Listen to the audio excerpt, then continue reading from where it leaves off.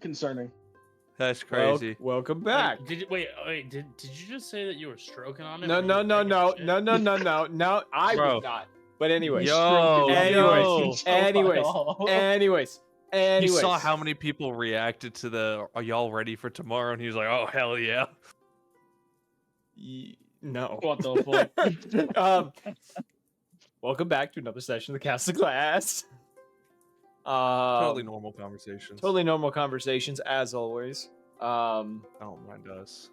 So previously, the lot of you made it back to the tower. Or no, you'd made it back there. You discovered a few issues going on in the tower. A number of ailments that had been increased, as well as speaking with who was previously known as Lola Montez, who is her true name being Aurora, who has agreed to help you all. Even though she's still a little upset with the fact that you killed the brood that she had with her whenever the UNT broods that were protecting her. Would you say she's brooding over it? Got him. Rio, make me a con save. No. You already took my wife. You already took my wife. What else can you take from me? Will we end your wife? As you guys were, figuring things out within the tower and, speaking with everyone, you also discovered that Cypher seemed to have been under some sort of mental control of some sort, managing to knock him unconscious and removing the curse that took on the form of a golden serpent that had wrapped itself around his neck. His mom took too much Tylenol when she was pregnant. Oh, Lord. Literally. Jeez. Fucked him up, man. Someone threatened me with that today. What, to feed you Tylenol, or that you to force feed me? How do you feed me Tylenol? Yeah, that's how probably you good time. recognize autism. Yeah. It's a good time to buy those stocks, I think. Yeah, buddy. Yeah, they've been buying it. At the end of the session, you all meeting an interesting Arakokan gentleman who had given Rhea a letter informing her of the kidnapping of a very dear friend of hers. And we ended the session with you all heading to bed to figure out what you will do the next day. After having our the cock ring? Some of us having a better time than others, Yes. Oh yeah, and Grom, you met the Starving Order. Or not the Starving Order. Oh, thank you for reminding me of the name that my character forgot while he was drunk. Oh God. Well, no, sorry, you met the Starving Eyes, is what they were called. Starving Eyes. I have lustful eyes. What? What? What? So, following day, what would you all be doing on this next day, knowing that someone that is dear to one of your party members has been kidnapped, and you have been told you have so many days to arrive? I don't know that. I guess you're the only one that doesn't know that. Well, I was there when it happened, but yes. Yeah, you don't remember. Told to bring 2 artifacts with you. Specific to was the Dragon Shield and the Phoenix Armor. In exchange for her life. No, it's not like I use that shield anymore. But we still need all the artifacts. I still alternate on and off the armor, so. Don't we need all the Either way, we're not giving. to open up some shit? Yeah, we need all the artifacts to fight the person controlling the rot and to unlock something, yes. And also probably save Atlas. Yeah, I don't know what happened to my party, but usually the response would be, yeah, let's go fuck them up. So clearly something happened while I was taking my nap. We all end up taking a nap because we gave it a fuck ton of blood. You did also give, you all did give a lot of blood to Lucky's cause. By the way, Remus, Lucky asked us for 21 vials of blood so that he can control the Wendigo curse. She didn't get any Boy, mine, right? No. No. Okay. I'm trying to remember how that's all much that blood you all matters. gave. Actually, I can check your. Labog has given 5, Rhea gave 2, and I believe Xena gave 1. Yeah, damn There's right. I some, I know fucking that. keep track of my favorite lady. What of it? I'm your favorite lady. Yeah. Aw. Question then. Where is Lucky? With me. But you're here. No, I'm not. I just woke up. I'm not sleeping with you, Remus. I'm sorry. I hate to break it to you like this.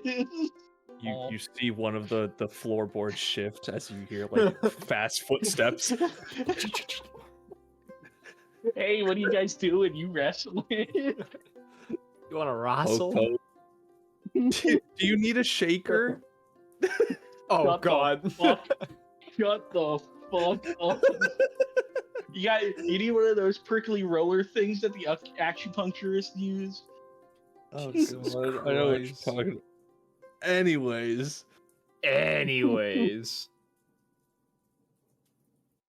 Oh, we know what Grom's doing this morning. What about everyone else? I'm probably not too happy. Probably like once I'm more, less out of it from like the blood we gave, I think the seriousness of the situation is probably just really setting in. I'm recovering still. I don't know what situation I'm waking up into, but Did you say Enwa? He said Shut "Enwa,"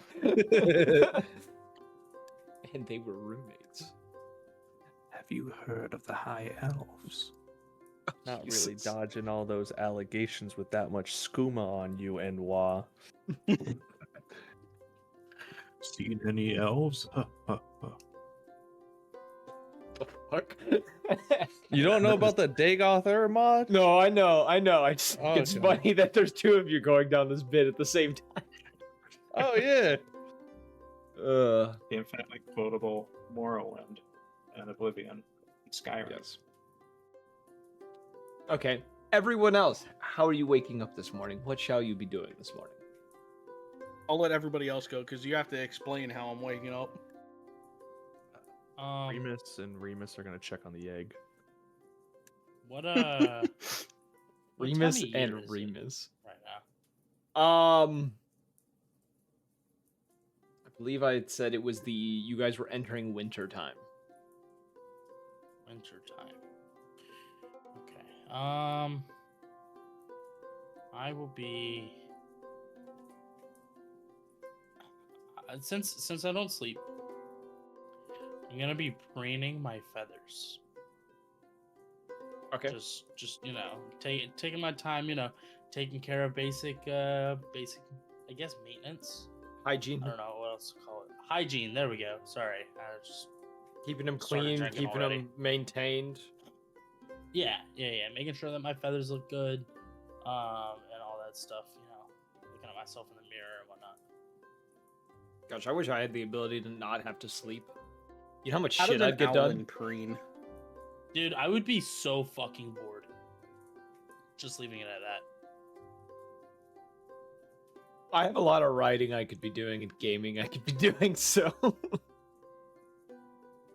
That's it. Just Okay. think of a world where you no longer have to worry about playing the games. I don't want to think about that. The game. Oh, shit. Shut up. God How damn dare it. you bring this here? I didn't say it. How fucking dare you bring up the game? Anyways. Okay, so you're essentially in your room this morning, still, working on that, I guess. Do I have my own bathroom? Yes. Each I of you would have a be doing bathroom it in your there. room, yeah. That would suck, a communal bathroom Yeah, no. for this many people. The magical tower, you guys aren't gonna have a communal bathroom. It's not a fucking low-class dorm room. situation. Okay. What about Rhea? Depression hours, angry, Sulking on the sad. couch. I don't know, trying to figure out what our game plan is, because we kind of need this shit that they want from us. Picture But Rhea also- sulking in the living room, and she goes from sitting on the couch sulking to pacing the room. Basically. All right, cool. Remus, with your thing with the egg is starting to show signs of hatching. It hasn't really started, like small cracks appearing in the side of it, but it's not like, and every so often it jostles, but it's not ready to hatch yet. I'm gonna RP it, but essentially imagine the two Remuses having an argument over which one has to stay because neither of them could remember which one is the original. Oh god. This sounds about right. And then once they figure out who's sitting on the egg, essentially, not like literally, but well, actually, how big is this egg compared to Remus? Is it Almost like half his size? Half of your size, yeah.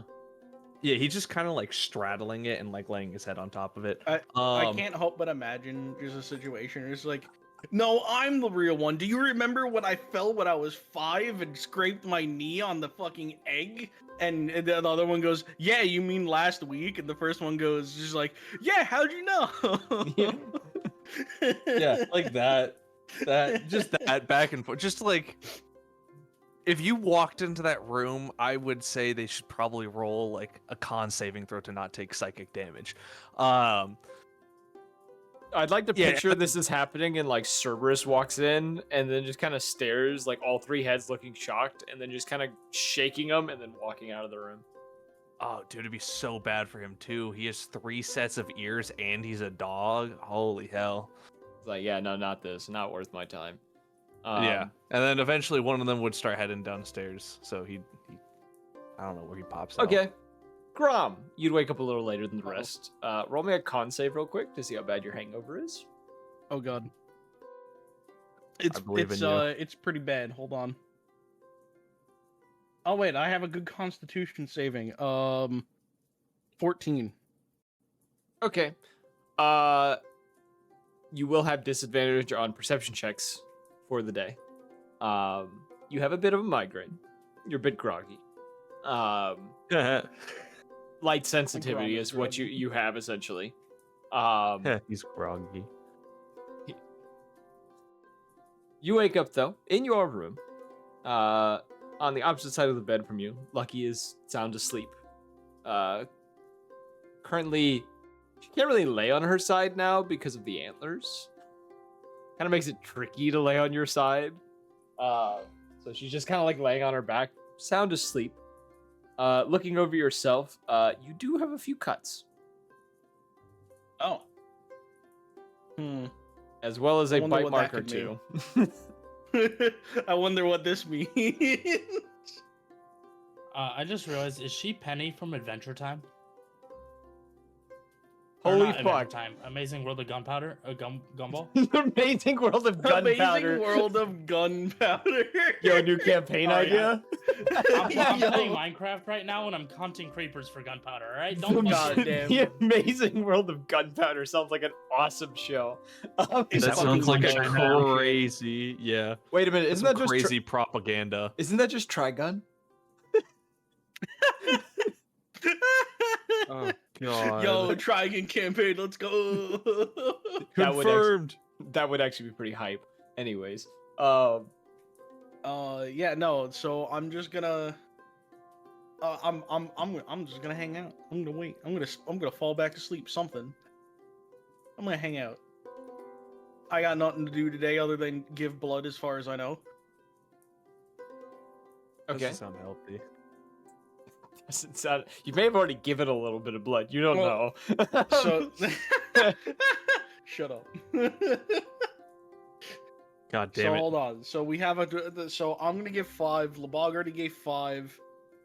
In order to math this correctly, I'm pretty sure everybody would have to give 4 more after I give in order to She needs get everything we need. She needs 21 in total. As of now, she has 8. 21. So I can only give so much. You get a I am point. small. You get a point of exhaustion each time you give a pint of blood. There is again there is no math behind it. No, We went I over didn't. this I last didn't. time. Yeah, I didn't change it based on size because I didn't want to go through that headache.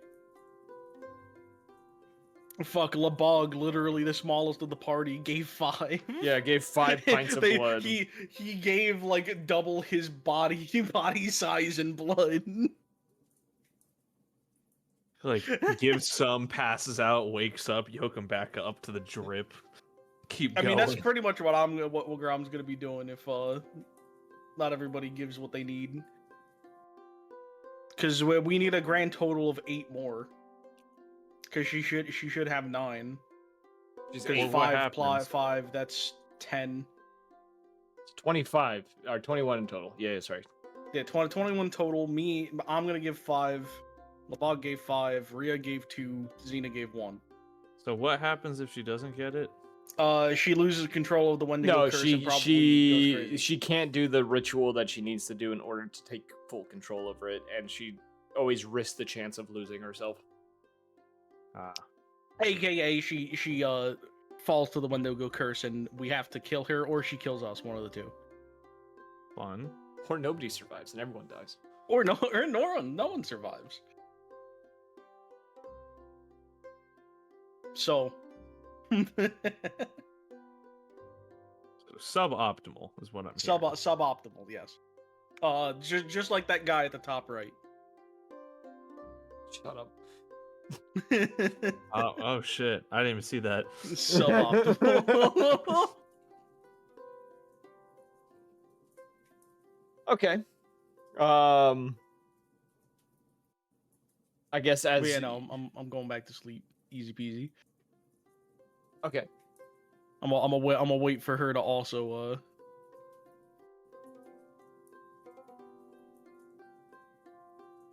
as you know, you're hanging out in the room and everyone else is doing their thing. Rhea, as you are, sitting there pacing the room, I'm assuming eventually Xena comes downstairs. Yes. Yeah. Roughly around the But time.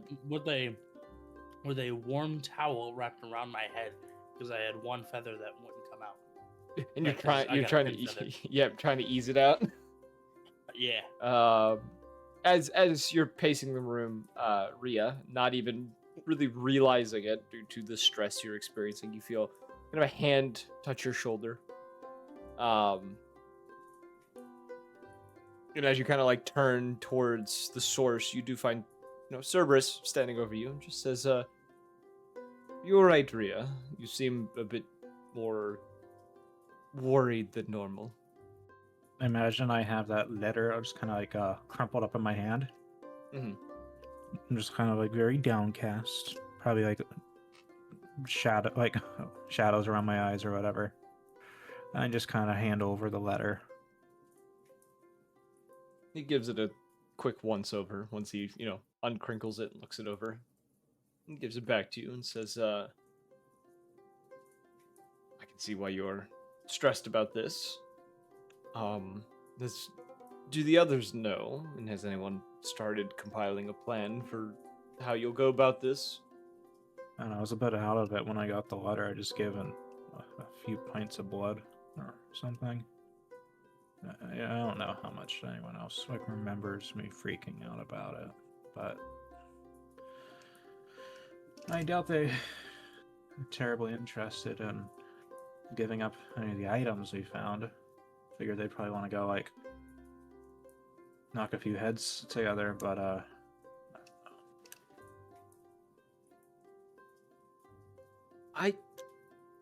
I can gather everyone if you wish, and we can have a discussion over this. I'd appreciate that.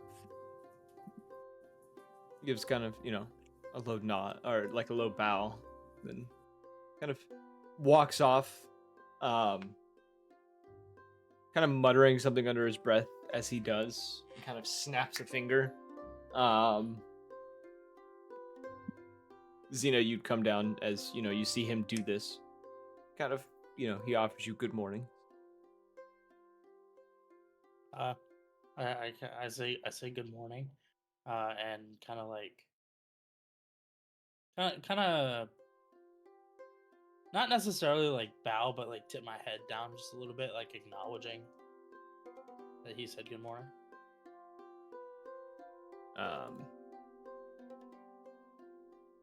Gives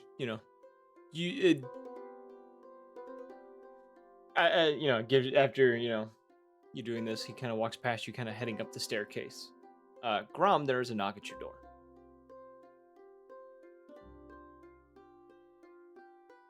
I'm gonna get up and I'm gonna saunter over.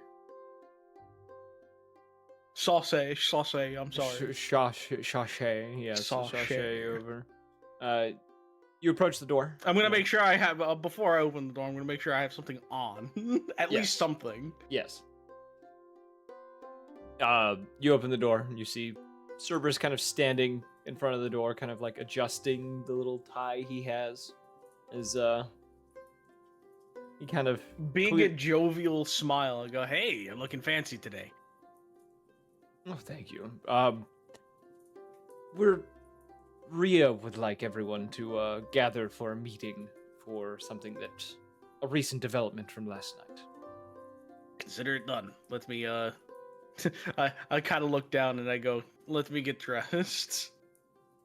Of course. Take your time. I'm just letting everyone know. I guess it's my time to go shower. Okay. So you get cleaned up. You take the time to clean up. Around the time that you'd finish and you're getting dressed, Lucky's kind of coming to, kind of groaning from just like the hangover she's having, kind of like head in hands when you kind of find her in the room, kind of rubbing her eyes, just kind of muttering under her breath. And this is why I keep the pain meds on the nightstand.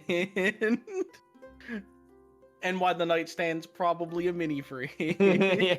With more cold ones in it. You're goddamn right. What's the best hangover cure? More alcohol.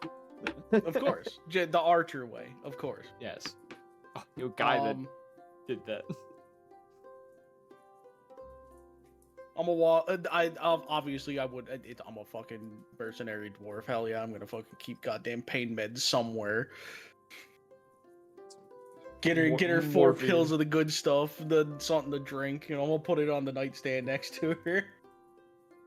I know it's a bit early for this, but Ria's got something to talk about.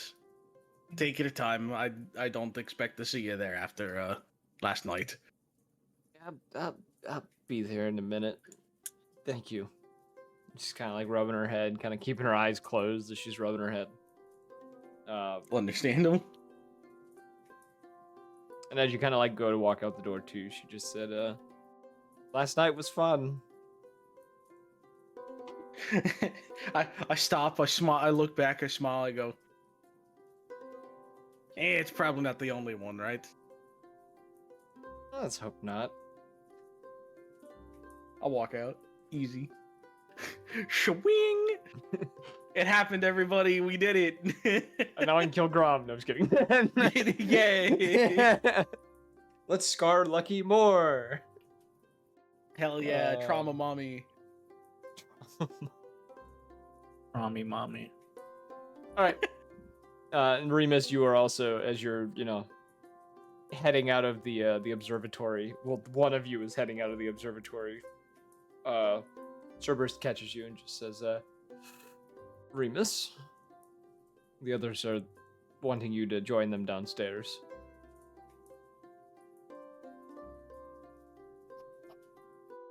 Do it, I promise. What did you say? I didn't do it. He didn't bury the I did. body behind I the giant did it. oak tree in the backyard. Ah, fuck. Grom found that one. Backyard. Yeah. Are you telling me this giant magical tower doesn't have a backyard? You're telling me the giant garden that I was standing in just a minute ago doesn't count as a backyard? That's an Is that a observatory. top yard? It's an observatory. I'm gonna call it the top What yard. the fuck are you observing in the observatory? Trees? The ceiling. the constellations. You can't see them. It has an arcane projection of them. All right, we're straying off topic. Anyways, Yeah, no, we're just gonna look at him and go, I didn't do it. That's it. he just kind of gives you a look, just like one head looks like disconcerted, another one's like suspicious of you. The last one just like clearly done with it. Just like I don't This know. is What the he's- Remus in the background.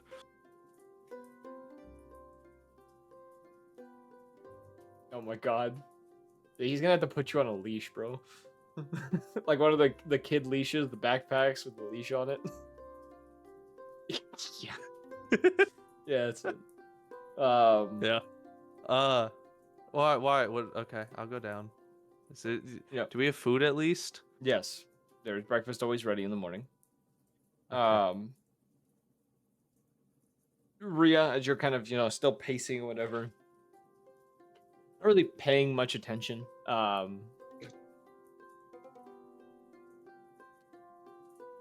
Aurora kind of walks up to you, kind of offers you a cup of coffee. I'll Just- look to her. I'll grab it. She says, "Are you all right?" No. She gives a No, nod. I just drank the coffee and I just keep on pacing. Are you all right? No. Sips. Walks away. Typical conversation at work. Yeah. She kind of like stares, like kind of watches you for a second, and kind of looks like she doesn't know what to say next, and then just kind of like goes over to one of the chairs and sits down. All of the other members of the tower who are not bedridden come down. Everyone kind of gathering after getting food and stuff like that. The very last one to get down there is Lucky, who is Will Rhea grab a plate of food? No. Okay, Remus will bring her a plate as well. just like a bagel that he like threw together.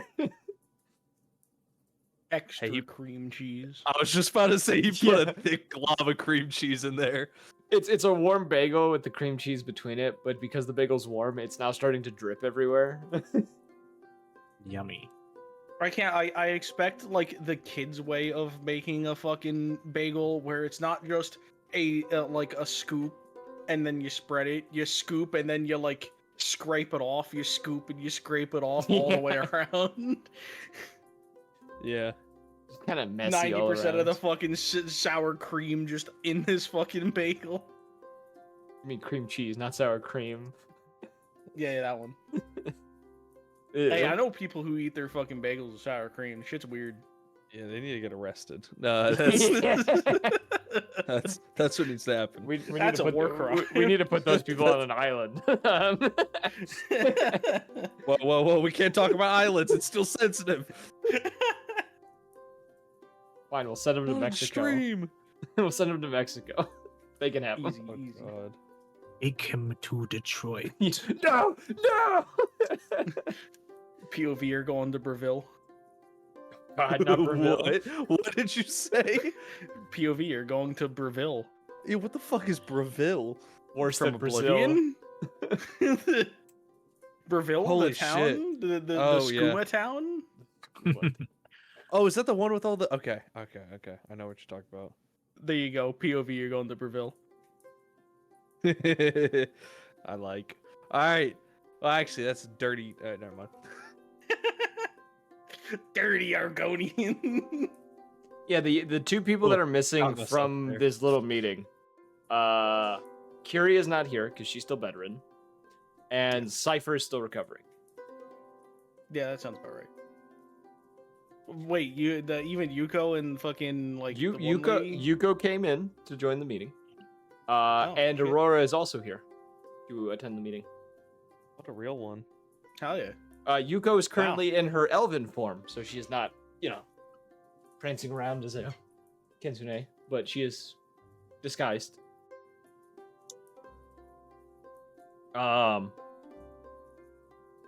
But as everyone's kind of, standing around and waiting for, because they weren't told anything by Cerberus,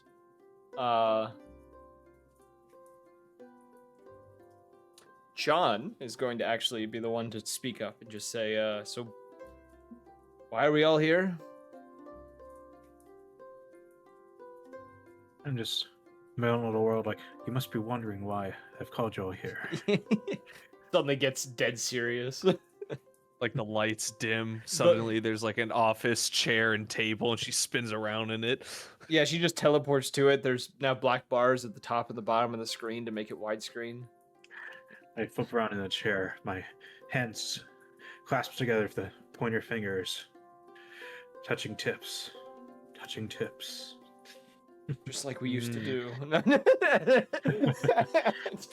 It's gotta, Hey, yo. it's gotta be worded like those old detective films where like any description reminds the main character of something else that happened in the past. We get a flashback. It cuts to black and white. It's raining. He's in the city. Yeah. The flashback goes on for 20 minutes. Has nothing to do with the plot. Yep. You mean The fact that Remus handed him a bagel has a flashback of him in his daily routine getting a bagel. That's it. Yesterday, we received a sealed envelope from our friends in the, was it Dragonheart Crusade? Dragonheart Looks over Crusade. The envelope. The Dragonheart Crusade. You come to me today, the day of my daughter's wedding. My daughter's wedding. You disrespect me in front of my people. I'm sorry, I had to. I'm sorry. Valid. It's just fucking valid. Enclosed was a letter. Don't play into it. I like to picture that, like, anytime that you break character, everything turns back to color for a second and then goes back to black and white once you go back into character. I feel like he's about to drop, like, they left a dead fish on our doorstep kind of shit. Yeah. Like, there wasn't a letter. It was the letter was in the dead fish. No, the dead fish was what the They Eric wrote- Cochran's yeah. dinner. And they wrote on the letter, or they wrote on the dead fish. And on this letter, words I'd never forget as long as I live. Shut up. Shut up. Oh, keep going. This is good. This is content. I reach for my revolver. The Dragonheart Crusade. They've kidnapped my situationship. There are multiple confused looks when you say that. Remus is one of them. My sister-in-law. I'm like on the edge of my seat, just like. Suddenly eating popcorn. Night Lily. The matriarch of the Deepwater family. In return for her safe return, they are demanding that we Sorry. exchange the dragon scale shield, the phoenix armor. I know we need that equipment for our quest and to hopefully rescue the father. I love this part. I'm wearing a mobster hat. at this point. He's getting further and further into character, and it's so funny. I'm just like leaning over to the nearest person, elbow. He's like, I love this part of the movie. Shovels more popcorn in my face. And we likely also need this to guarantee the safe return of young Remus's father, Atlas Ironheart. I'm gonna tug on They Grom's say we sleeve and go whisper. in loud, and we crack some heads, and we show them they don't fuck with the tower. Remus is gonna like lean over to Grom, kind of tug on his sleeve, whisper. He's like, "Oh my god, they mentioned my name. I didn't know I was in this." Wow, they even depicted the tower really well. Yeah, you say the tower thing, and both Lucky and Aurora both start clapping, like it's a performance of some sort. Hell yeah, hell yeah. At least you got 2 supporters. Aurora is an ex-performer, and Lucky is a bard. They have to clap at this. Well, I kind of, I'm like, hearing about this for quote unquote the first time. Grom kind of just like leans over a little bit, then puts like knuckle to cheek, and just, well, we have a meeting place, but obviously they're not going to be holding Elra there. Obviously. I just like lean back in this chair, I guess that exists. I'm crossing my legs and putting my legs up on the desk. I'm chewing that bagel so thoughtfully given to me a few minutes ago. Cream cheese kind of like squirting out the sides of it, making a bit of a mess as you're trying to eat it. Yeah, I just have like a napkin. She takes a bite all serious like, and then it like sprays some out. And she like leans forward, like does the lurk forward, trying to catch stuff in the paper towel. Any suggestions? Do we need other than your you called it a situationship? Your love interest? Other than your love interest, do we have any other concerns of possible collateral? Are you talking in a voice that goes with this whole theme that's happening with this conversation? Yes. Okay, I wanted to make sure that I wasn't just going crazy. Okay, we're the mob now, so based on the letter, I doubt that they'd have her there. I see. I'm not sure whether This any is where I collateral pull damage. out the Jersey Classic. I can't believe they fucking took Paulie like that. I'm planning to ring up her son later to see if I can get some more details on her abduction. Hey, do we know who took him? Like I said, it's a Dragonheart Crusade. I say we grab our best thumpers and we go down there. That bunch of palookas that keep on following us across the continent. We're going Sopranos so quick. I do the Jersey accent once, and we all go Soprano. Ignitus kind of pitches in and just says, he kind of like steps forward and just, as much as I think we should save her. No. In the voice. You As much gotta as I do think we the- should save her. The artifacts are very important to us. Oh, who said anything? All right, we're going right back to the fucking normal voice. we got the think we're DM to gonna do give it. That's all I any needed. I had a voice for Ignitus, and you took it from me, so I had to improvise. So they send you a fucking letter in a fish and ask us to give up some of our turf? Who do these cocksuckers think they are? Language, Remus, language. So I was getting into. I'm sorry. It's just it. No, I think this guy was an interior decorator. His house looked like shit. Yeah, it sounds like shit. I've seen that video like 7 times this week. Oh god, I love it. All right, I'm going back to my fucking voice. so I look over at Ignitus. I go, obviously, we're not going to be giving them any of the equipment.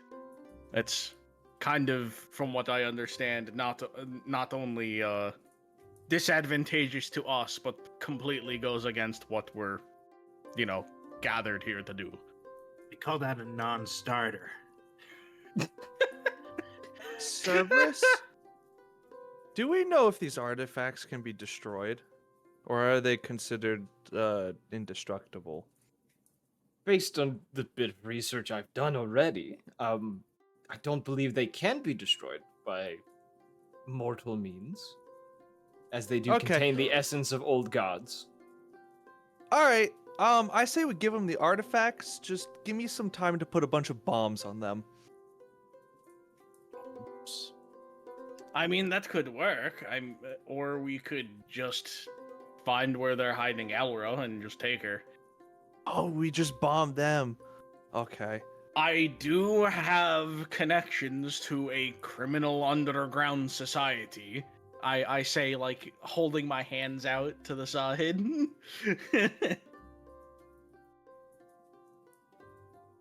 Did he do air quotes?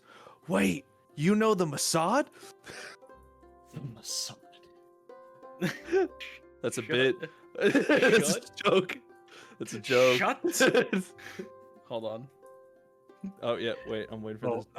our FBI Soundboard? director knows the Mossad carnally. Oh, hold up. Shut.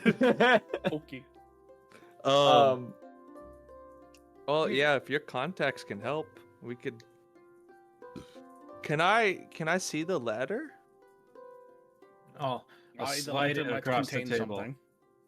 something. You hear the front door of the tower open and then close as Calcifer walks in. I forgot that he hadn't been there yet. You see as he is walking in, though, he's holding his tarot cards as he normally does, and he's kind of like shuffling them. He doesn't look confused by this. More, he looks like he has. There's a look on his face almost as if he has some insight on something. As he kind of walks I in. do also have clairvoyance and things of that nature. I can commune with my spirits to see what might be a good idea or not. Oh shit, I have I- 8th level spells now. I look at Calcifer. I go, "Hey, I'm walking here." Shut. I refer you to the last GIF. And he says, "You're clearly sitting down, but anyways, on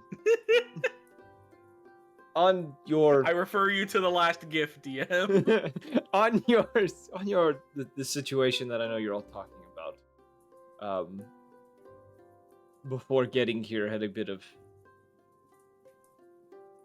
insight on your choices. And he lets go of the deck of tarot cards, and they just kind of float there, like in front of him as he kind of stops before everyone. And you see him draw 2 cards off the top, and he holds them out to either side, facing away from you so you guys don't see what they are. He says, if you choose to go along with what they are asking, he flips the card around. The card you would see is, where is it? I just I had was about to say, do we actually see it? Yes. I don't have pictures of Cool. these cards. Damn. I have descriptions. The card is, he would tell you is specifically the side that you would get would be the saved. On one side, the top half of the card shows a half-orc woman being offered a hand as a shining light shines down on her weathered face. Hope is present within her eyes. A look of gratitude and peace on her face. The other side of the card shows a half-orc chained and locked up in a dungeon, seeming to be starving and hopeless, his body covered in bruises and cuts, one eye swollen shut and blood dripping from the corner of his mouth. He says, with that card, there will be lives saved if you go with this deal, which you all probably suspected. However, and he flips over the other side, or the other card.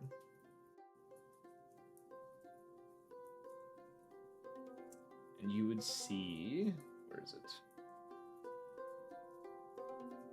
The card that he notes as the side specifically, the Beacon of Doom. The top of the card showing a large figure in black armor holding out one hand, while also drawing a rusted sword. Rats running out from behind him towards people who are running away from him. A radius of darkness seeming to stretch off this individual, pulling the light from the space around him. The other half of the card that is upside down, showing an amethyst dragonborn in colorful bardic clothes, playing a lute with a crowd looking up at him with hope in their eyes, seeming to produce a slight glow around him as if to be radiating some sort of divine energy. If you go against this deal, there is a chance of retaliation from this group that will cause a minor calamity, one could say.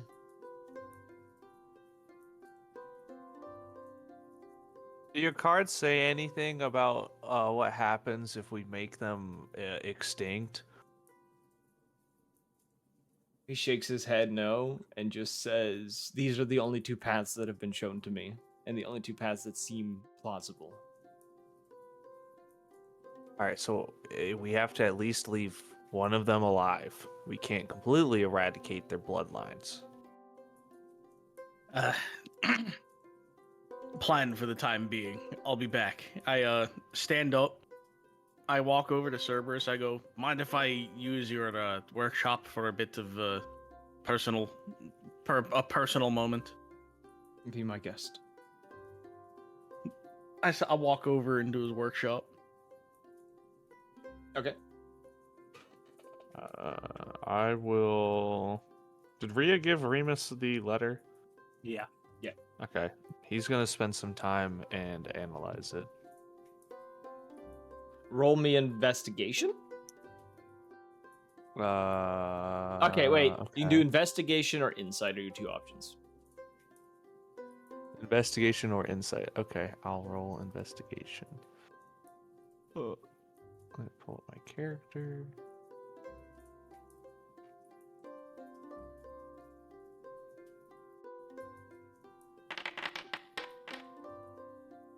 It should be a dirty 20. Okay. Looking over this card, it's definitely authentic. Or this letter, it's definitely authentic. Definitely handwritten by somebody with a very, very professional handwriting. Whoever wrote this letter as well, there is a hint of malice within the writing itself. But it does seem, from what you can kind of deduct from this letter with that 20, this plan or this deal, there's no like loopholes for them within this deal. They are telling you exactly what they want and what exactly you will get.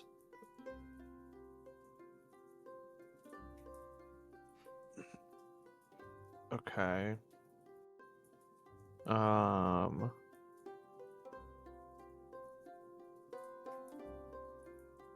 Do I get any hints of where this letter might have originated from? Do I see, like,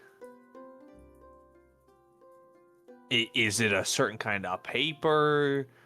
Do I reckon, is it written in blood? Like, what do we... It is standard ink. It looks like they used not like a fountain pen, but like an actual like quill and ink, which is very old-fashioned and is something you've not really seen by most people.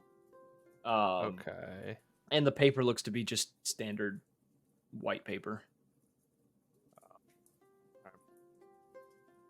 Okay. So what you're saying is we're not going to find a random fly somewhere on this paper that would tell us that it can only have come from Egypt. Yes. Yeah, I want to be Yeah. like the GeoGuessr guy where you show me like 4 pixels and I could get within like 500 kilometers. It was written on this planet. Damn. What if I lick the ink? Your tongue turns black. What does it taste like? Does it taste rich or poor? Ink. I tried. Ink is expensive Does it regardless. Ink is its own rich currency. or poor? It's not the difference between a fucking 9mm and a 40, bro. All right. Well, it's definitely a letter, and it was handwritten. So Thank you for your insight, Remus. Jeez.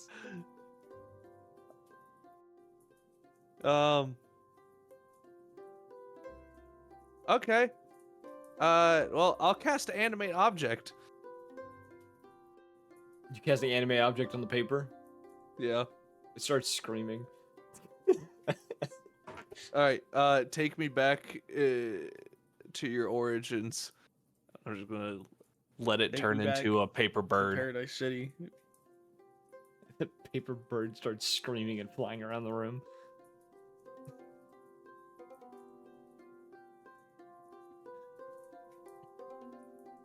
At some point, sorry. this paper was folded into an origami bird. Sorry, it's doing this noise. Give me a second.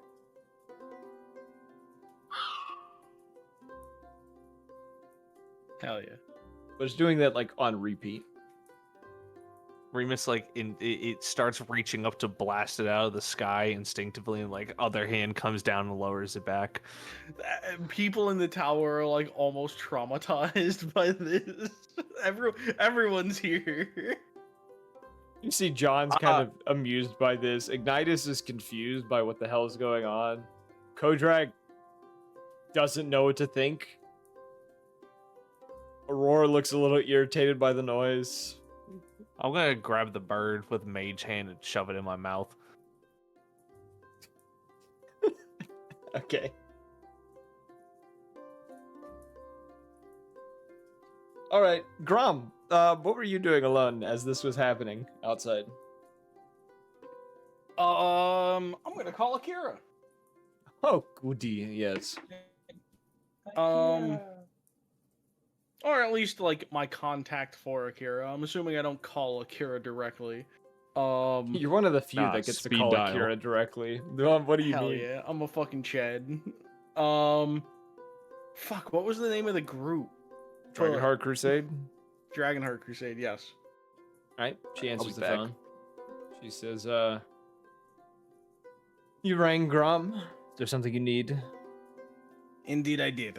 A couple things, actually. Currently in a bit of a situation. A significant other of one of the tower residents was recently taken by the Dragonheart Crusade. Well, that's quite the shame. Give my condolences. How can I be of assistance in such a thing? Well, we plan on going and breaking them out.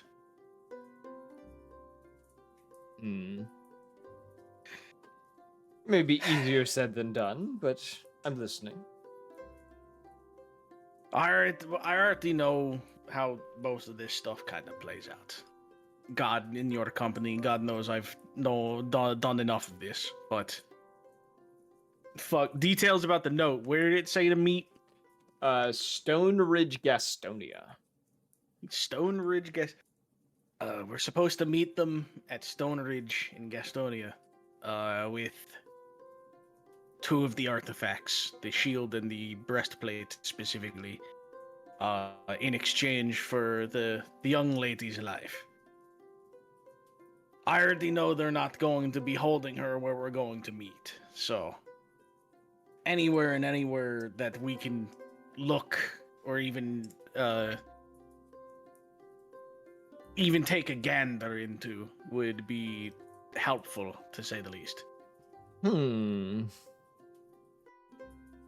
It'll definitely be a tricky thing to find, even if it is on this plane or not. I know if I was doing some sort of trade like this, I would have a means of moving my hostage as well as the materials in an instant without risking the one doing the trade-off and being intercepted. Precisely why I called you. I know that we both know how this works.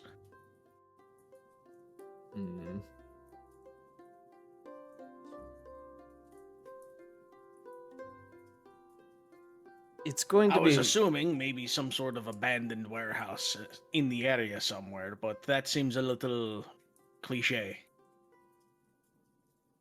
Well, this group is highly evasive and seems to be almost impossible to track for the most part. And you all still are having issues with that individual causing the rot, I presume. Of course, that was one of the other things I was going to ask about. But that's later. I can tell you this on her at the moment. I don't know anything. We've seen who it is, but they're very difficult to track. One of my men was actually killed by her not too long ago and managed to get me a little bit of information before he died. Honestly, I'd keep you at a distance, because that's our next target. But focus. I want to get this done first. All right. It would be hard to say. I could send someone to, when you all arrive, take a look around the town. Maybe see if he can find any leads before or while you guys are interacting with the individual you're doing the trade-off with. Though I don't think much can be done before. Especially not with this group. This is no ordinary band of black market dealers that would be doing hostage negotiations. We don't negotiate with terrorists. Yeah, I just hear this from the other room. A third Remus appears. It pops up next to me. We don't negotiate with terrorists. Just disappears. Anything would help, obviously. We're going into this kind of blind. We did only find out about this yesterday, and from what I understand, we have 2 days to comply. When do you plan on getting to Stone Ridge? As soon as possible. I'll see who I can send. More than likely to be Kazak. I'm just like swing, and I'm obviously like fist pumping, but I'm not making any noise. I go, yeah, I think you would be a good fit for this. Precisely why I But, more than likely sent him. My second of 3. Does the starving eyes mean anything to you? Roll me a perception real fast.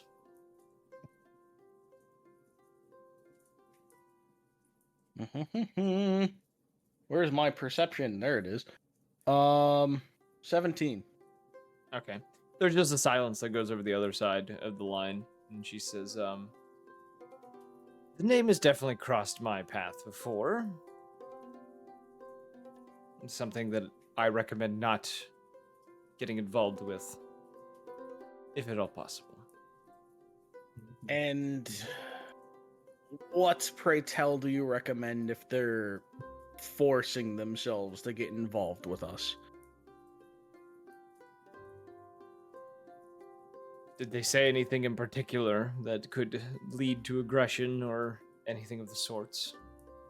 Well, I'm sure you already know of a certain someone's supernatural affliction. Yes. They threatened to, if something were to go wrong, make sure that any trace of her is removed. That's definitely more peaceful than some of the other encounters I've heard from them. My recommendation is do everything in your power to make it so they don't have to step in.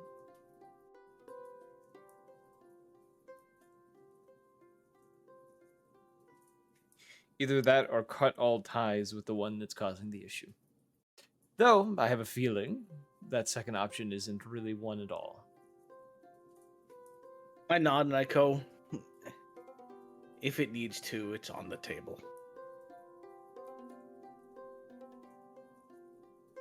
It'll be hard. I can tell that much from how you're addressing it. But it's better to live another day than have to die for something such as that.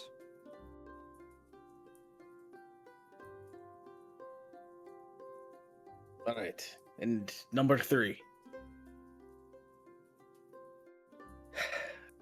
I heard he said we were going after this the rot person next.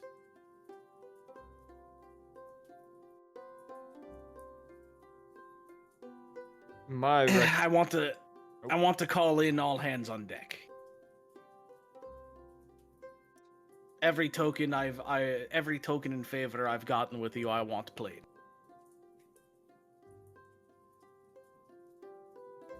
I'll see what I can do. We are also a little stretched thin at the moment, and there is a few archmages that are pulling at my tails at the moment to get information. Considering the fact that they know that I know quite a bit about things like this in the past that have happened in the past. So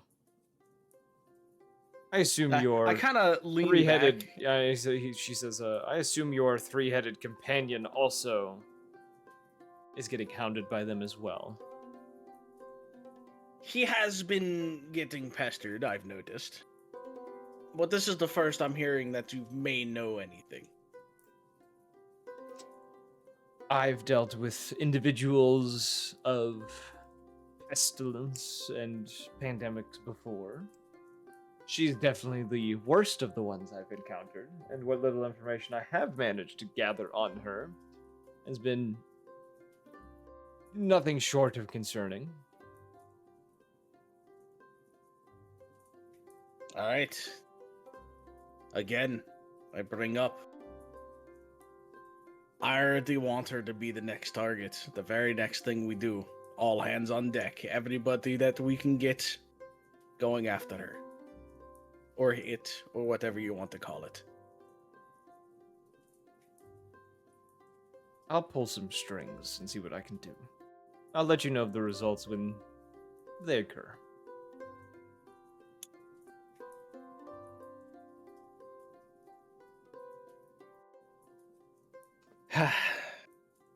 Any other requests or demands?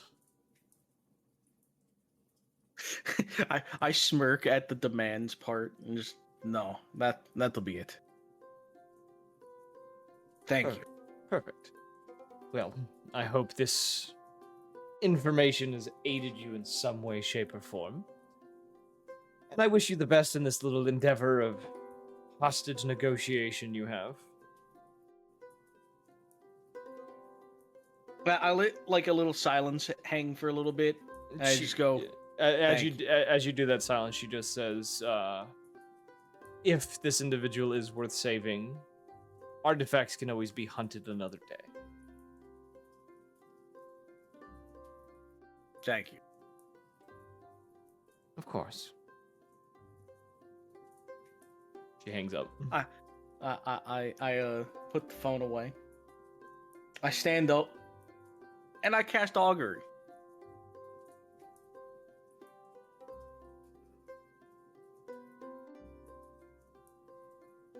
You get. Trying to remember exactly the 3 things that you can get out of it. Give me a second. Wheel woe, or nothing. But you don't even know what I'm asking. Yeah, I know. I'm trying to remember that. So ask your question. Your the same, Oh yeah, the elderly the sage flavor appears. Yeah, the same Okay. elderly Apologies. yeah, the same elderly dwarven spirit appears. With her bone charms and such. Ask her a question.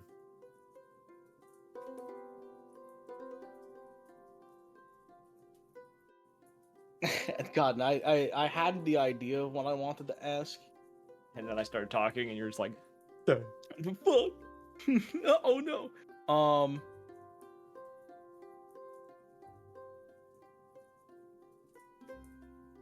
Gosh, fuck. I was gonna ask about finding this fucking where she's being held. if that's what you're asking, you can Would just we say, would we be able to save Elra in time if we hunt for where she's being held? You receive a woe. She kind of, moves the bone charms attached to her in a way and kind of gives you a look of sorrow and shakes her head, kind of giving you the indication of a woe.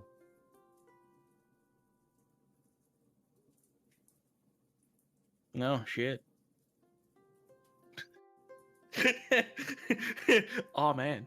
Oh damn. And as you're kind of like in shock by this, like the spirit, kind of places a hand on both your head, like both sides of your head, kind of like gives you a kiss on the forehead, and then as an elderly woman would, and then just dissipates. When you said like both your heads, I was like, damn, she giving you a handy? The dwarves have some weird ways, man. The dwarves have some weird ways, let me tell you. Damn. I wasn't expecting this. Dun dun dun.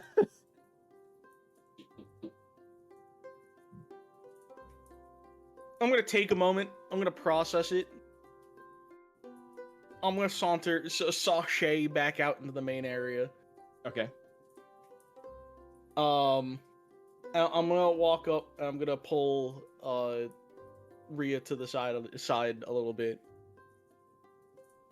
If she will go, obviously. Sure.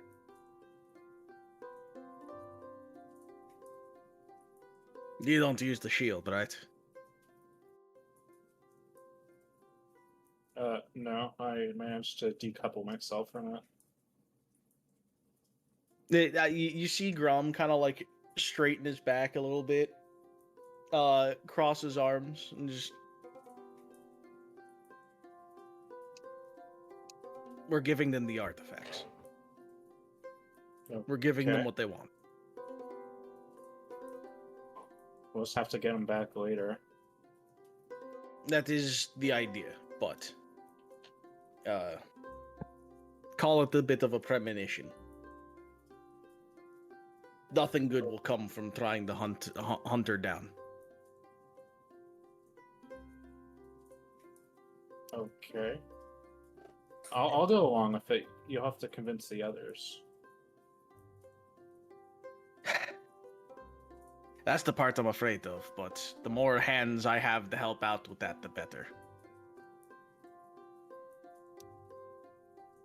Okay.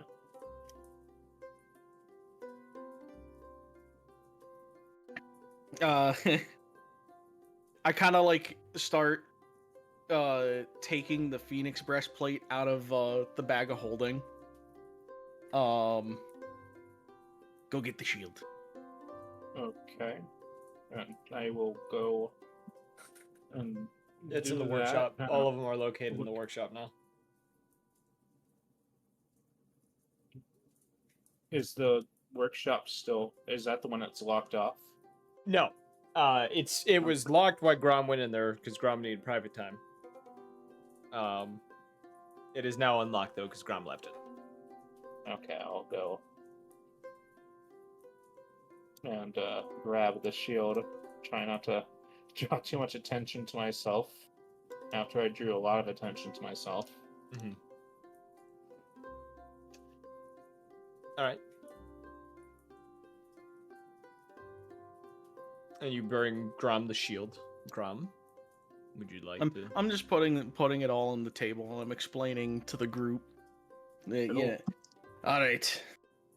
We're going with the ransom. Nothing good will come from trying to hunt her down, and we'll just call it a gut instinct. We'll just run ourselves out of time and wind up just giving them the artifacts anyway. I'm saying it like aloud to the group. Yeah. Cause everyone's kind of gathered here. I'm like putting the Phoenix armor down, like You see one arm across chest, and the other like thinker stance, just like staring at the Phoenix plate. a lot of them are giving nods of like agreement or like, yeah, that makes sense. Ignitus looks a bit against the idea, but isn't going to say anything. John has no emotion. on his face. Doesn't look like if he's either way. Typical John hours. Yeah, typical John hours. And you do see Zoger is kind of like questioning if that is the greatest course of action, but like also is not opposed to it. He's kind of like in the middle, still trying to weigh it out.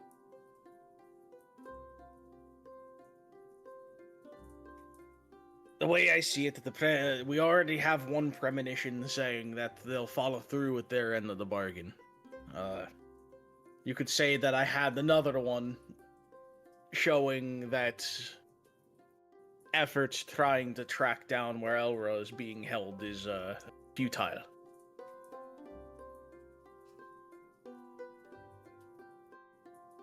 Beyond that, I can't really think of what else to do about this.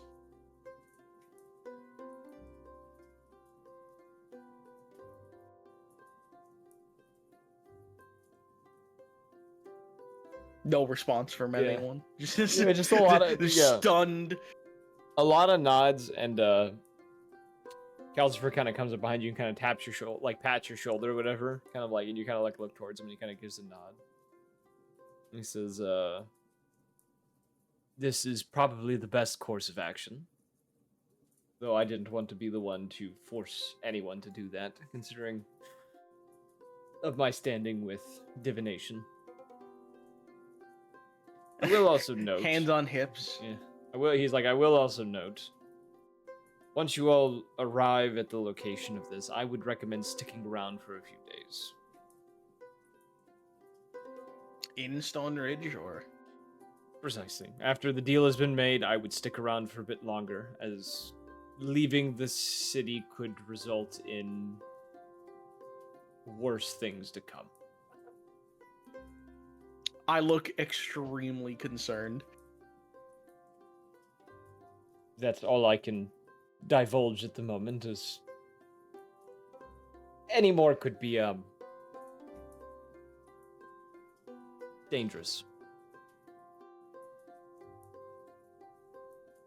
Would I be able to spend some time and memorize all the artifacts that we are giving them? So maybe in the future I could use magic to locate their position. Well, I was It asking is just Rob the shield and the breastplate, so you only have the two to worry about. Okay. And you have them in your possession right now? I put the breastplate on the table already, and I think Rhea's still getting the shield. No, she brought it out and put it next to the breastplate. Okay. Yeah, no, they're both on the table then. I don't know how much time I have allotted, but Remus will probably end up spending a few hours at some point studying them and maybe even etching like a rune in there to help with it. You guys do need to get to Stone Ridge at some point. You guys have 2 days to get there. You do also have work on this on the travel. Yeah, you do also have multiple people who do have a form of teleportation. Yes. I know one in particular, if she didn't use it all.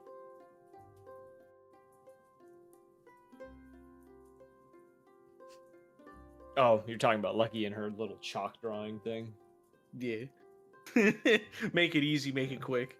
Ignitus also just has the teleport spell. Teleportation, yo. Yeah. You know what? I'll keep the chalk for a rainy day.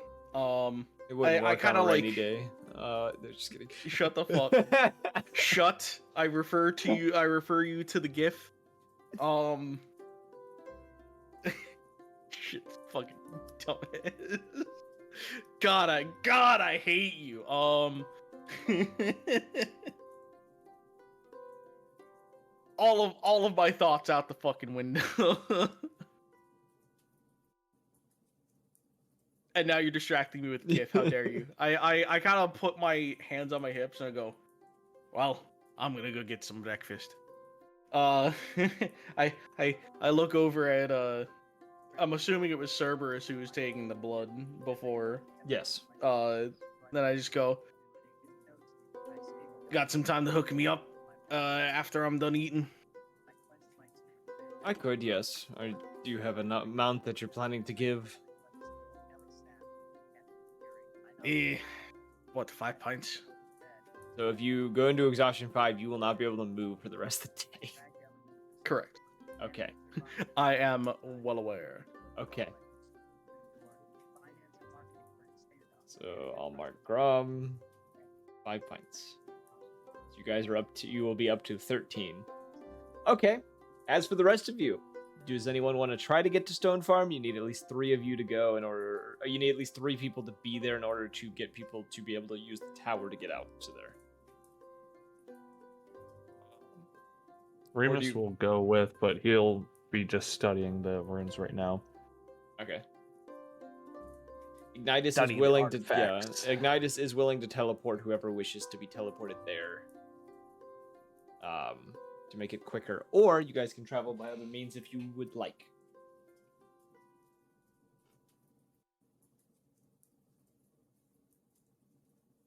What say you? I don't see a problem with teleporting. Worst case, Remus is the teleportation spell as well if we need to get out there real quick. Or the tower. Yeah, you said we need 3 of us to get into You the need tower. 3 people to approve anyone to be able to leave the tower at the location. Okay. That is at least the rule on the tower that you guys have.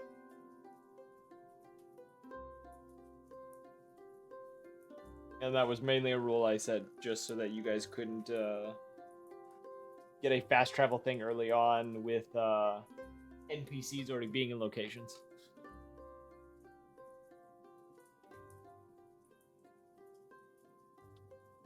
Okay.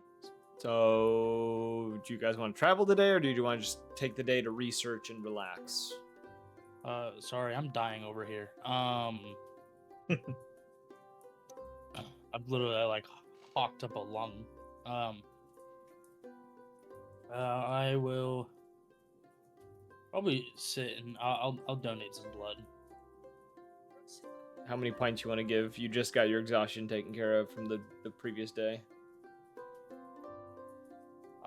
Let's put me out for the count. Oh, okay. So you want to do 5 as well? Let's do me in. Yeah. Okay. So you have 2 people who will be incapacitated for the day. I'll spend the whole day just basically as much as I can memorizing it, and then what do you want me to roll to see if I could hide like a rune on the items? Roll me Arcana to see if you can figure out how to do it. Where's the fucking widow, I wonder? Oh wait, hold up. I have advantage. So. 26. You just made the check that I had for you. It was a DC 26, by the way. Yeah, you were able to hide a rune kind of under, like within one of the sleeves of the breastplate. And for the shield, like just underneath the arm guard for it. Okay. I'm assuming it's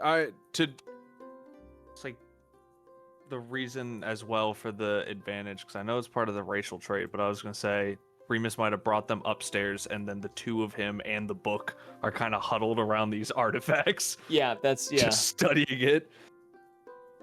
He's Okay. he's popping Tylenol like a motherfucker. He's like, I gotta figure this shit out. Of course, it's Tylenol.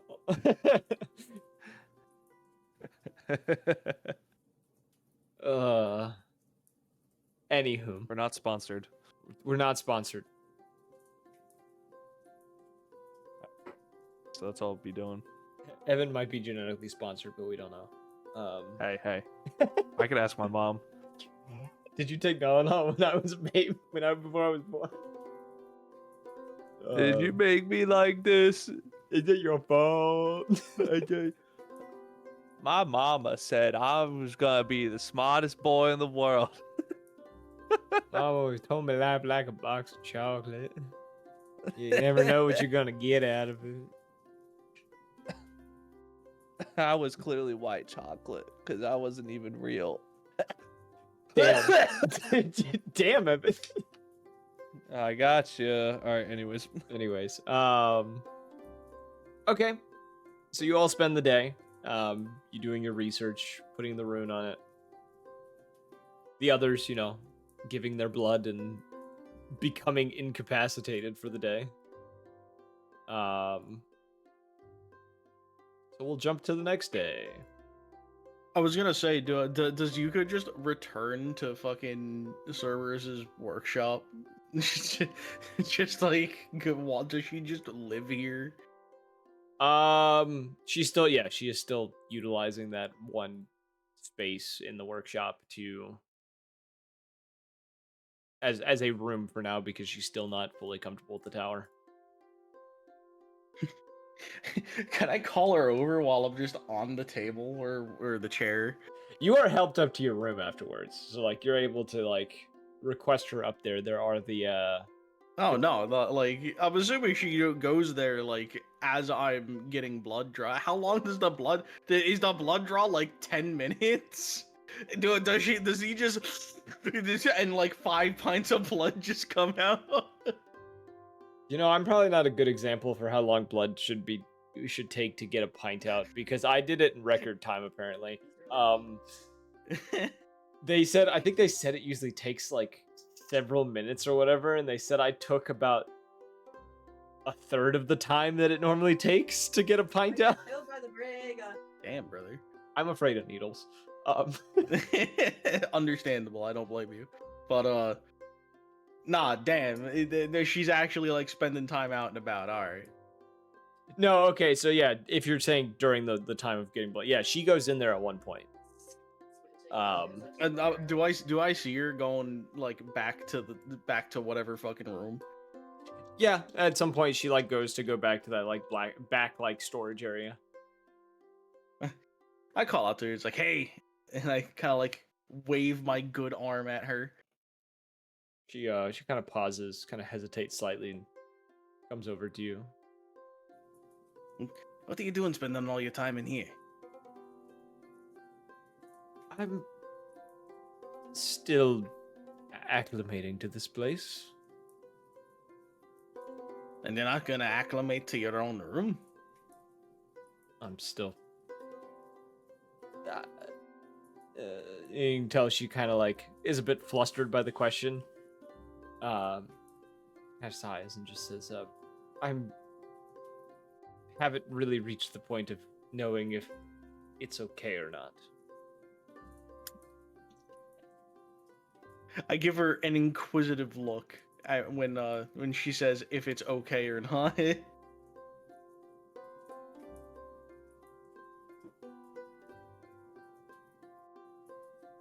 she kind of like is refusing to make eye contact and is kind of like head kind of down a little bit, like very awkward in this situation.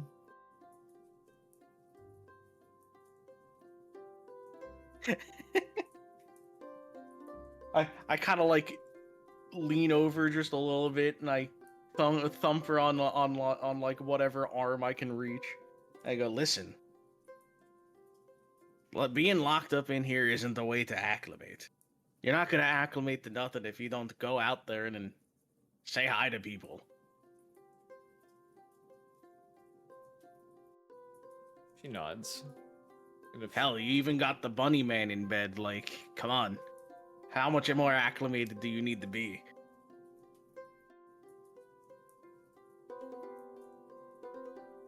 She kind of like sighs and kind of gives a nod and says, "You're right. I will try to get more comfortable with everyone."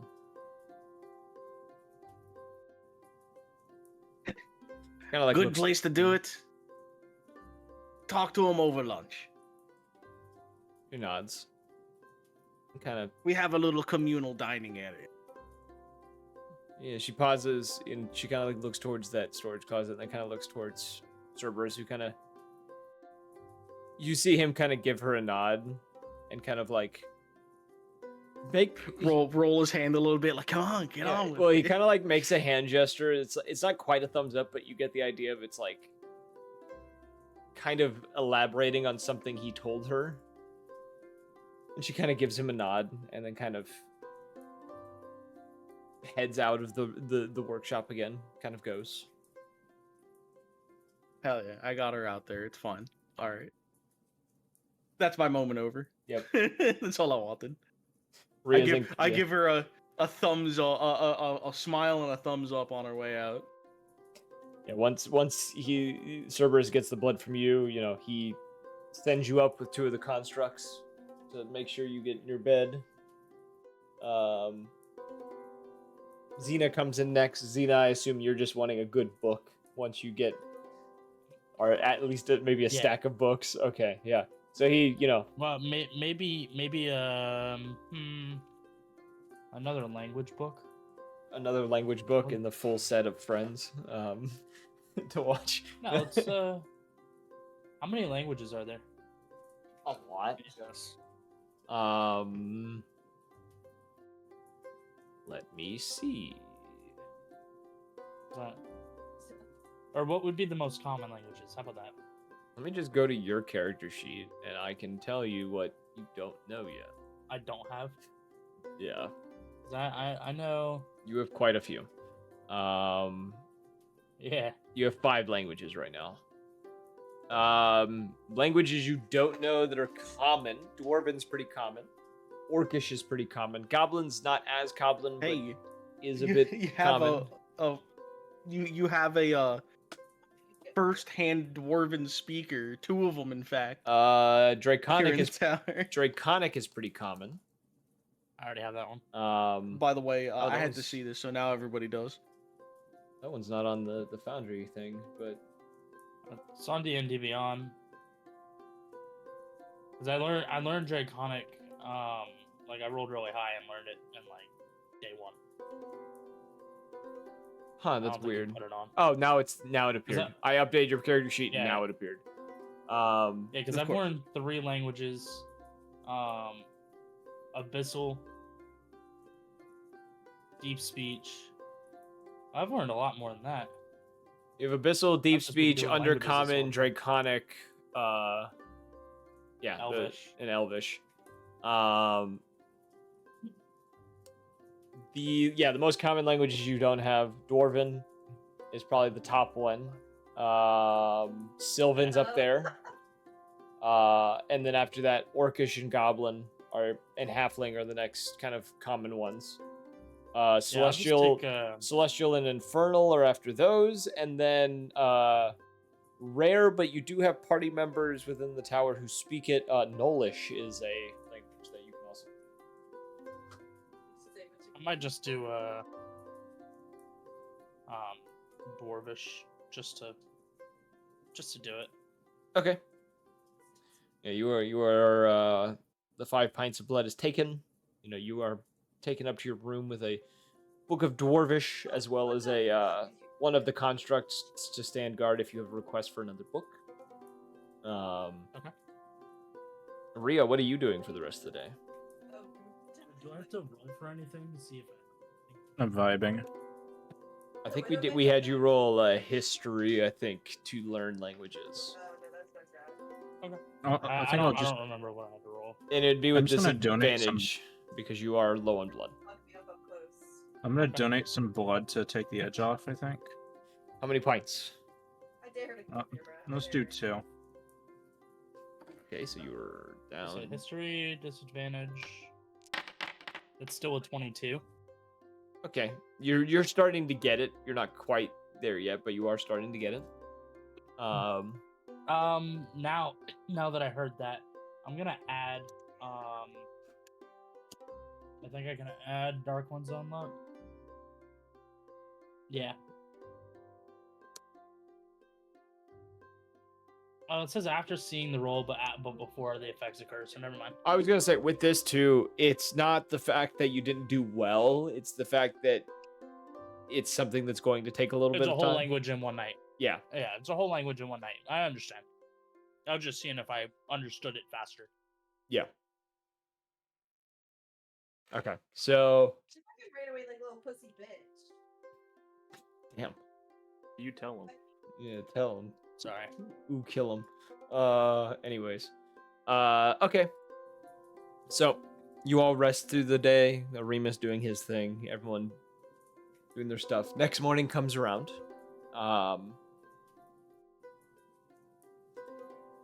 Grom and Xena, you feel like shit. Yeah. Just the amount of blood you're given, just like it's not bad per se, like how you feel. You just feel very weak, kind of slowish. You still have 4 levels of exhaustion. Trying to remember exactly what the 4 levels mean. Here we go. Nope, that's the wrong one. Yeah, that's the wrong one. So your max hit points are halved right now. You have disadvantage on all attack rolls and saving throws. Your speed is halved, and you have disadvantage on ability checks right now. Those are the 4 effects of being at level 4 exhaustion. But you all wake up the next day. You're 1 day away from the trade. What would you all like to do as you kind of slowly begin moving about the tower? Well, I'm just gonna sleep.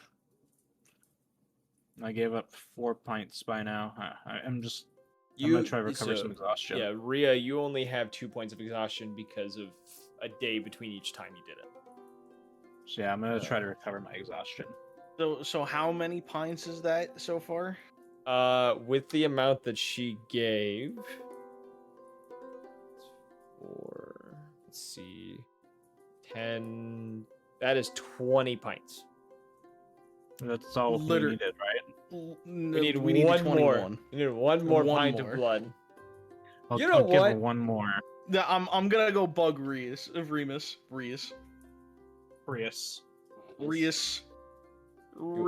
gonna get the child to donate a pint of blood. The child. I request that you give at least 2 pints just in case. Grom, are you going to locate Remus right now? Yes. Locate Toyota Prius. All right, so you're going into his room. Alright. You talk through the situation. I feel like Evan has something brewing here, so you do that. All right. No, I'm really. Done. I'm finding Remus. I'm hobbling everywhere. I am. I don't even know an S word for fucking like. So you'd probably check his room first. He's not there. Surprise! I go to check wherever your fucking egg is. All right, so you go up to the observatory. You walk in. The 2 of them, both Remuses, are passed out on the floor. One of them is closer to the egg, and then the 2 artifacts are on the ground. However, around the room is like blown up like sketches and like drawings of the different runes kind of etched into these artifacts. They're even somehow shaping the constellations to start forming stuff, and there's red string fucking everywhere, and it's just all roped around, and then finally in the center they just like figured out there's just a couple like lines of runes that you see. It looks like a spider's web. All of it is going out the window because Grom is fucking tired. Grom's like, what's the Straight hieroglyphic through book? the lines. Yeah, no, I'm like he walks in, he sees all of this, and he's just like, I don't even have the want to even begin to try and understand. And I'm gonna walk over. I'm just like kick you in the ball of the foot. I thought you were just gonna I kicked you in the balls, and I was like, damn, to the child. Kick you right in the balls. That's for everything you've ever done to me, you little shit. What language is the book written in? Like, What is that fucking text? What is that language that what do we call that? It's not even a written language. Like, the fact that you can read it, it shouldn't be able to be read, but it picks people who can read it. This motherfucker starts speaking in it. He's just well, yeah, oh yeah, well. That's all you get. No, what I'm picturing more of is you start talking. You know? Yeah, that's what comes out of fucking Remus's mouth. I feel like I feel like Does Grom think he's tripping at this point? No, he's standing there. He's just like hanging out. He's like deadpan watching you. Just like freak out. I didn't freak out. That's how you kicked him in the foot, and that's what he says to you in response. Oh, well, I'm just like, mind talking is something that people can actually understand. But he's the Remus you kick is gonna look over to the other one, both in that language, talking to each other, kind of like confused. I look back at you. At least speak Dwarvish or something. He starts speaking, Dwarf. What do you want? And wow. Aye, we're And down to And meeting. What you want, moi? Is Enwa gonna give the blood back? Quick, and grab the foreskins, run. What the What the fuck? That's one of his lines. I wish I was joking. Jesus fucking Christ. He goes, grab the foreskins, run. Anyway. Anyway. Yeah, what's up? I kind of like just shrug and I go, well, the Ucky's down to needing one more pint. I'm done for the day at least. Okay. Yeah, you want to pitch in? Sure. Yeah. He's gonna look at the other Remus. The other Remus is looking at him. Do we know if simulacrums bleed? Simulacrum do not have like viable blood. All right, the two Remuses stand up, squaring off. Grandma, I'm assuming Who you're just has the witnessing real this. blood here? They're looking at each other. Their hands are twitching near their sides. They go, well, today's finally the day we find out which one of us is the real Remus. And the other one looks back at him and he goes, I've been waiting for this moment since I was born. And then the other one looks back and he's, oh yeah, well, I've been around longer than you. Which one's which? Cerberus walks in. You don't for, know where they get it from. They both have a syringe in their hand. Cerberus walks in for a moment, goes to say something, sees what's happening, shakes his head, walks out. No, wait, come back. You can probably figure out which one's the real one. He peeks his head, one of the heads back in, and goes, "I already know," and then walks out. You're not even gonna tell us. He won't listen. On the count of I three. will. I'm here. One, I see how it is. 2, 3, and then they just fucking lunge at each other. I'm enjoying my time. I'm watching. He has a -1 for his strength modifier, so like I feel like the first one kind of like trips over his own foot, and the other one doesn't have the actual strength to like break the skin. the one that tripped stabbed himself by accident. Is like, ooh, ow. Wait, okay. The one who stabs himself, does he bleed? There's like everyone freezes. Both of them just stop and they look at his foot. Oh fuck! This is a bad Flip a idea. coin. It's head. Yes, he bleeds. He looks up, points at him. Ha! I told you. You have to do my laundry for a week now. Jesus Christ! That one's kind of pissed, and he's like, "Motherfucker! Fuck you!" Hey, language. Do you slap him? I don't. Yeah, I'm slapping him. Like, All I'm picturing is the. I'm full frontal, like slapping you on the cheeks, like, hey, language. What I'm picturing is the simulacrum getting mad and doing that. I'm just picturing the self-destruct animation from Battle Block Theater where he just kind of like tenses up and then just pops like a balloon. That's it. I'm out of here. I uncreate myself. Yes. It's just he just pops, and then like an after image of where Remus was is just red ruby dust floats to the ground. Yes. Jesus Christ. It was a gruesome death. God damn it! Now I gotta remake him again. He's gonna scoop up all the dust. Yeah, give me a second. I'll come down and make the donation. Thumbs up. You see him hobble really slowly out. He's hobbling as he normally does, but it looks like someone turned the tape to half speed. I'm bay watching out of Yeah. the observatory. really sad. As you're like walking depressing out, day you walk. hear like Remus like giggling to himself. He's like, I always knew I was the real one. He kept trying to tell me I wasn't, but I knew memories about the first time we ate glue, and he didn't.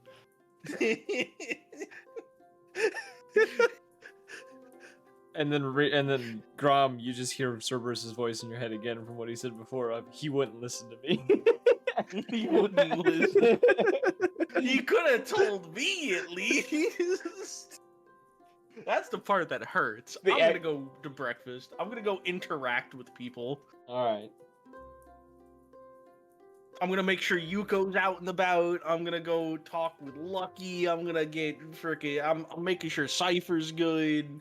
I'm going around. Cypher is now out of bed. He does when he does like see you in particular. There is kind of like a look of like shame that falls over him.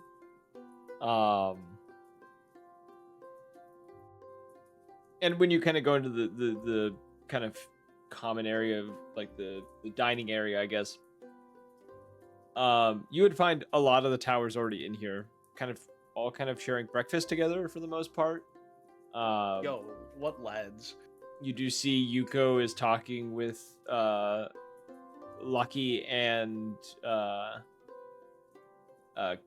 Curie. Not Curie. Curie is still bedridden. Who was I thinking of? Lucky and Aurora would be the two talking to her.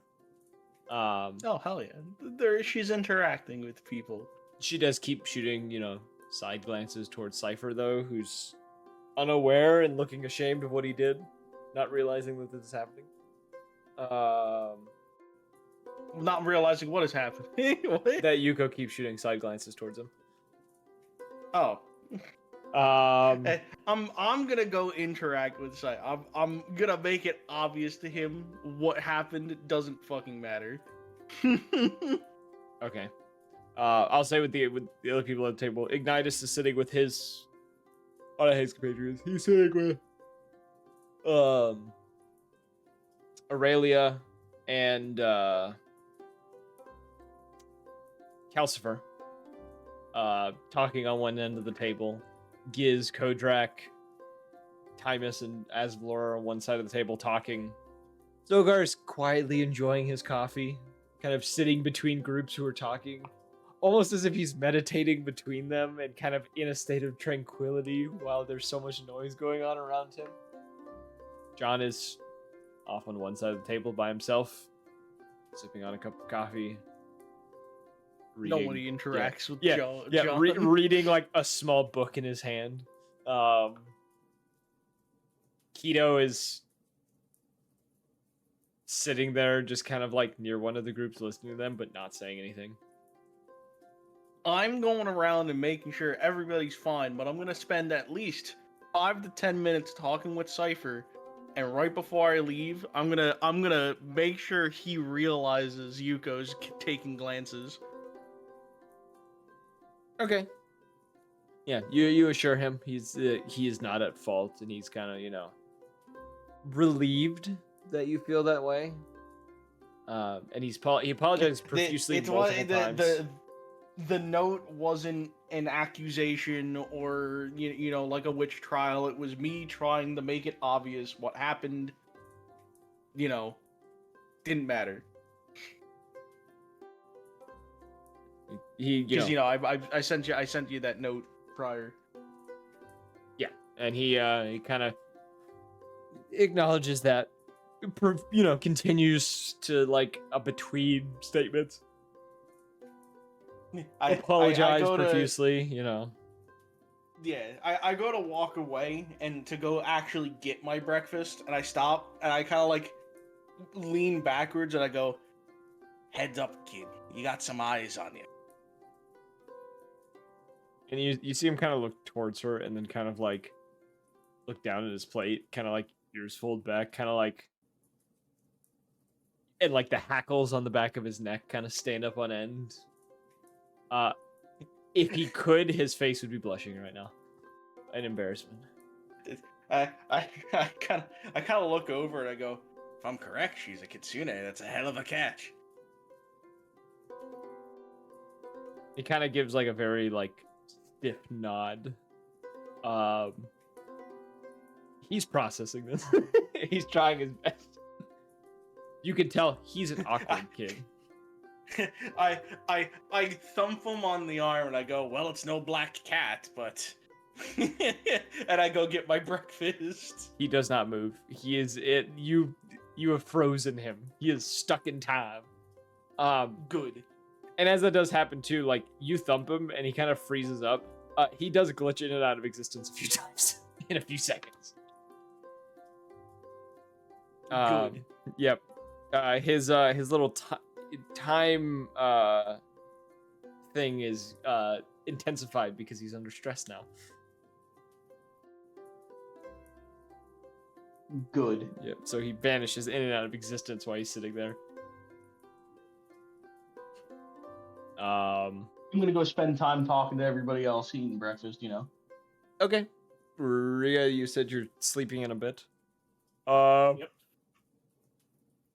Who's drawing Remus's blood, or is he just upstairs doing it himself? It would be Cerberus. You would have to go see Cerberus, so that's done correctly. Okay. And that would, because you're only giving 1 pint, would be quick. You go get food after. Yep. So he gives you a little juice box and a cookie. He's content. Yeah, he's like, don't do anything too straining. I don't want you passing out.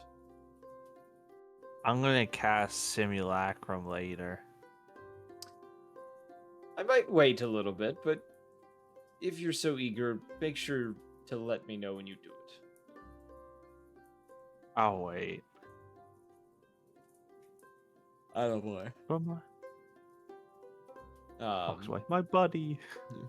My buddy self-destructed. Okay. Will you guys be trying to head to Stone Ridge today? Don't we have to today? The drop is tomorrow, but you probably should be there at some point soon. I will prompt people. I will prompt everybody. Hey, we should probably get going.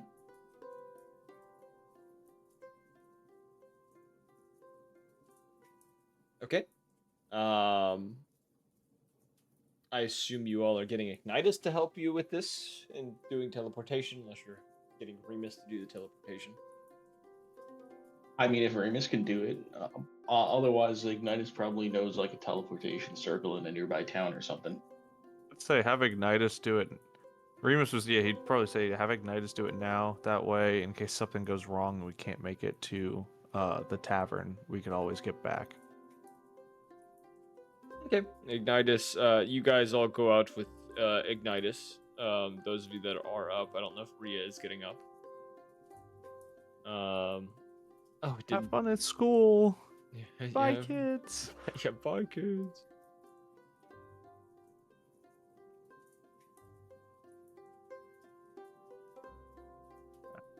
Trying to think here. He is very familiar with the location.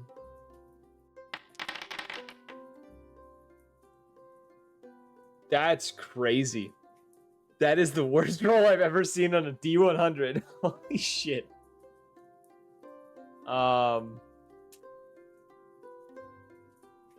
That's a mishap. So everyone with Ignitus is going to take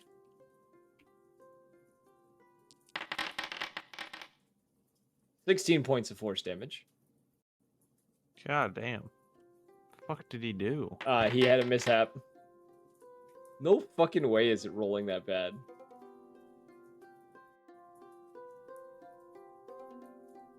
The teleportation ends. And you all kind of look around a bit. You realize you are not in Stone Ridge. It is much colder than it's supposed to be. What? You seem to have landed in that country. Where is Stone Ridge? You seem to have landed in the town of Riverton, roughly 100-ish miles away from. Wait, no, that's not right. No, sorry, a couple 100 miles away from Stone Ridge. And he kind of looks a little embarrassed. That's not too bad, but well, we'll have to find some sort of transportation. I can always try it again. It's usually not like this. This is my first time. It's like this. It usually doesn't happen this way. I can give it one more attempt. What are the odds that it puts us farther away? Unlikely, unless I absolutely mess this up. But I don't think I think I have it this time. Screw it. Try it again. Did I just type 100? Is that what I typed? That's not what I. I was like, there's no way I rolled a 100 on D100. There we go. He gives it a second try. Focusing harder this time. Lights swelling around you all. You're all shunted forward, and you now appear in the city square of Stoneridge, which you can tell because there is a shop nearby that is just called the Stoneridge Tapestry, which looks to be a shop that sells various tapestries and such. Wow, are those the famous stone ridges over in the distance? Fun fact, there are none. Damn, they took them all out. Literally just called Stone Ridge. I don't know what else to tell you. I don't remember exactly what's.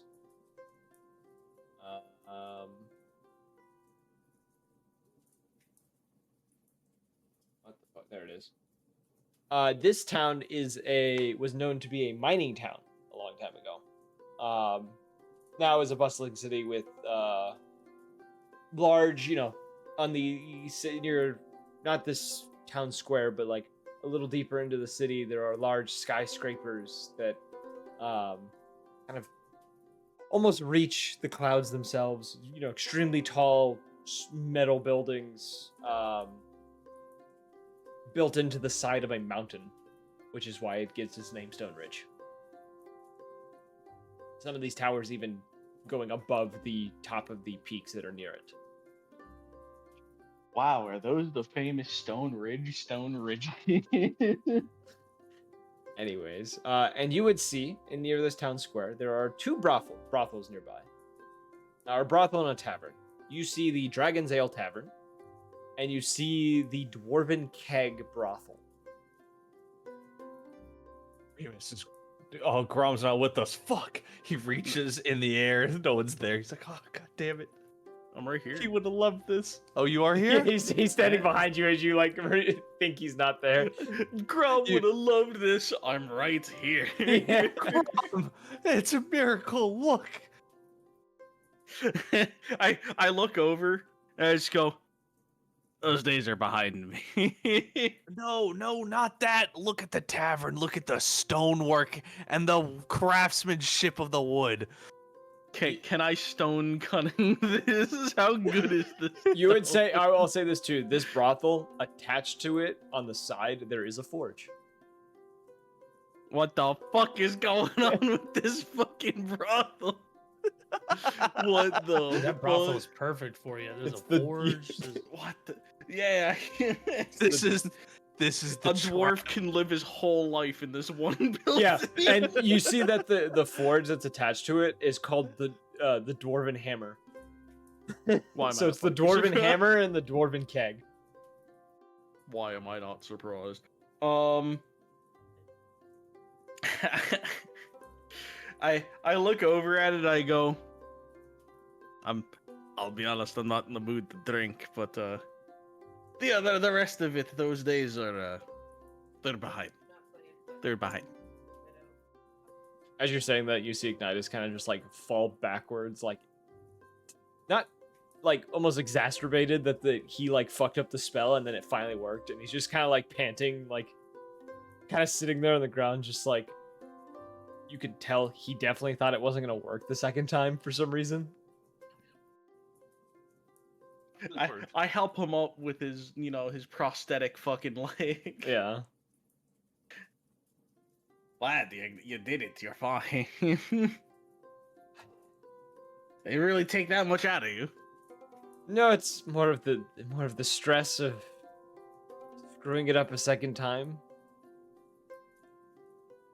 And that was a 7th and 8th level spell, so yes, I did actually take a bit of my energy away, but not too much. Listen, you did good. It's all that matters. I would have been fine with the first one. I'm just glad that I managed to get it right the second time. Well, now the question becomes, are you gonna stick around with us, or? I can hang around for a bit if you want me to. It's up to you. I have no plans, so if you want me to stick around, I will. Aye, alright. I turn to the rest of the group, and I, hands on hips, I look around and I go, oh, we have an entire day to waste. What do we do?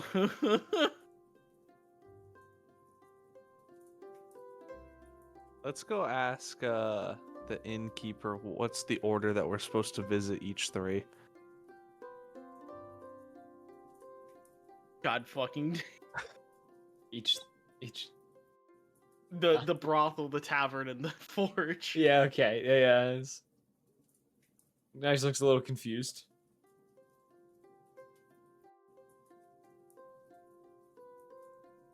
As he should. I don't blame him for being confused. So are you guys heading towards the brothel? Why is that your first choice, Tyler? Based on your reaction to the brothel and not the tavern or the forge. Excuse me, he pointed out the craftsmanship of the stone, clearly talking about the forge. Remus True. wants the Exactly. fire. Okay. Would you like to go to the forge? He wants to stick his head in the forge itself. Yeah, I want to become the forge. He wants to be malleable. I want to He be wants to find out formless. if he really was the copy the whole time. It was made of metal. It was made of metal. Even though the copy exploded. No, we're Yeah, not talking exactly. about that. Remus could have done that. Remus could have It's exploded. true, he could have. Remus could have blown himself up. He's also he's smart, but he's just dumb enough to be doubting himself right now. Was I actually the copy all along? So I Um, turn to the more stable of the two in the group, and I go, "So what are we doing?" Whatever. What How about we don't have? Do we have Rienzia? a meeting location? The letter depicted specifically talking in the town square, actually.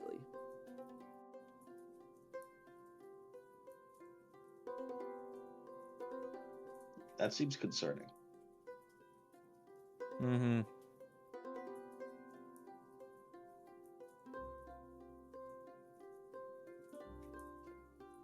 I'm gonna use Mask of Many Faces. Are we like? Where did we teleport into? The town square. Oh shit. Okay. Well,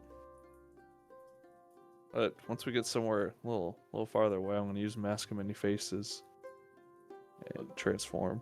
There are But- plenty of shops around here. There are, obviously the tavern and the brothel I've spoken of, as well as the forge. You just want to go to the tavern? Maybe they got a place to stay right now. We could just scout from there.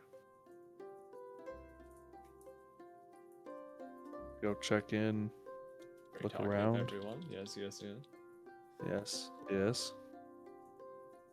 Not everyone at once. Indeed. Indubitably. All right, I threw the idea Yeah. out. All right. You all head towards the Dragon Ale Tavern. Are you talking about the Dwarven Keg Brothel? The tavern. Okay. You go into the tavern. nice, wooden structure. Inside you would see, it's not super busy right now. Actually, it's not busy at all. It's first thing in the morning. There's like 3 or 4 people in here. Behind the bar itself, you do see there are 2 bartenders. There's a golden dragonborn sitting behind the bar, as well as a human man also sitting behind the bar. The 2 of them are talking. One of the customers is sitting there eating what looks to be some sort of breakfast, with drinking an ale with it. Another guy is passed out at a table. And there's just someone else that's just kind of brooding in the corner. Because there's always one. Mm-hmm. Pitiful. He's only like 2 drinks in and he's passed out in the middle of the afternoon. Yeah, no, it's like late morning, like getting ready to be noon. Even worse, he's only 1 drink in and it's still early in the morning. But yes, you've entered the tavern. This is what you've seen. Well, I'm not Okay. getting a drink. I don't even know why we're here. To look. See, does the tavern not have housing? It does. There are rooms upstairs that you're able to get. Somebody could go talk to the mysterious figure in the corner. Otherwise, I'm going to bed. I was just gonna grab a room or 2. Well, how many rooms do we need? Who else is here? The party, I would and hope then Xena and Rio. Oh, it's the whole group. Okay. yeah, and then Ignitus is with you. And Ignitus. Yeah, I'll grab. I a pay couple for rooms. Ignitus's room because I'm Chad like that. You guys still have the tower. Like, This is true. We could just walk in through the back door. And just, That is facts. See, that's the smart thing. This is why I was questioning why we were in the tavern. You I don't see know. a whole adventuring group walk in and go, "Why are we here?" And then walk out. Everyone just fucking leaves. Why are You we get- here? Let's get out of this you joint. guys All right. leaving and going to the tower. I get. I mean, what the fuck Nobody else? else is having him. Yes. Yeah. You know what? Fuck it. I'm gonna go check out the blacksmith. I'll mask many faces as I'm leaving. Okay, you go and check out the blacksmith. You'd see within it, it's mostly, there's 4 or 5 dwarves that seem to be working in here. As well as there's 1 or 2 humans that look to be apprenticing in here as well, learning the craft. And sitting up front, kind of, in the front of the forge, there is a halfling woman. Who is, as she's kind of like sitting there, you see her like sitting behind the counter.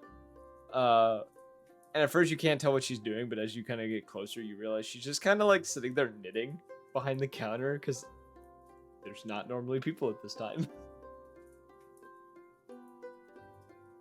I can quietly walk up. Good morning. You in old mining town? Yes. She looks up towards you and kind of sets down her stuff and goes, "Oh, morning. Is there something I can help you with, sir?" I'm passing through. I didn't know if you guys are fully operational. I was just gonna wonder if I could take a look at inventory, see what you guys have for sale. Oh, sure. Is there anything you're looking for in particular? We do have quite a bit.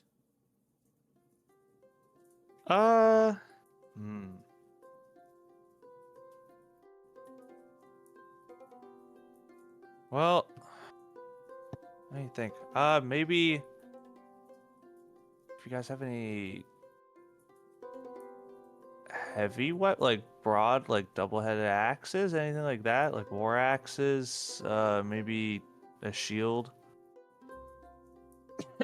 Oh, yes, we have plenty of those. For you or for A friend? Friend. Okay. I'm more of he'll drop the illusion as well. He's like, I'm more of a magic caster. Oh, okay. That makes sense. You're a bit young to be traveling around, aren't you? I'll turn 8 soon. All right. She's like, give me a moment. She kind of hops off the stool, kind of moves over somewhere, kind of brings out this very small halfling woman. Very casually carries like a war axe in one hand and like a big, like a shield almost her size in the other. It kind of brings them out onto this table, kind of sets each one on top of it. And this table's like the height of like a coffee table, something that she can work with. Mm-hmm. A coffee table, but it's our sized. Yes. Okay. I guess he'll inspect the 2 items. They are very, very good quality. If I roll an investigation, would I be able to get a little more out of? Well, like, he wants to really check them out. I would say, with your knowledge, the shield is, so mechanically speaking, it'll just work as a shield. The axe, however, non-magical +1 to it. Okay. How much for the axe? Oh, we're selling it for, I believe, 200 is the price that I was told to sell it for.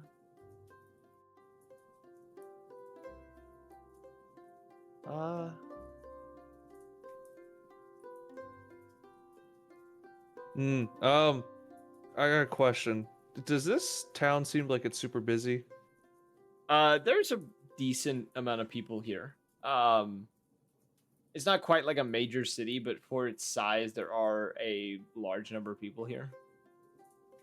Okay, I'll give her 250. Okay.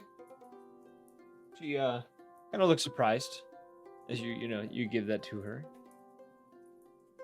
And you just taking the axe and then just heading on your way. He'll just pick up the axe. He'll be putting into the bag. He's like, I appreciate the quality of it, and I could tell that there's a lot of time put into this piece. Oh, thank you for your generosity, young man.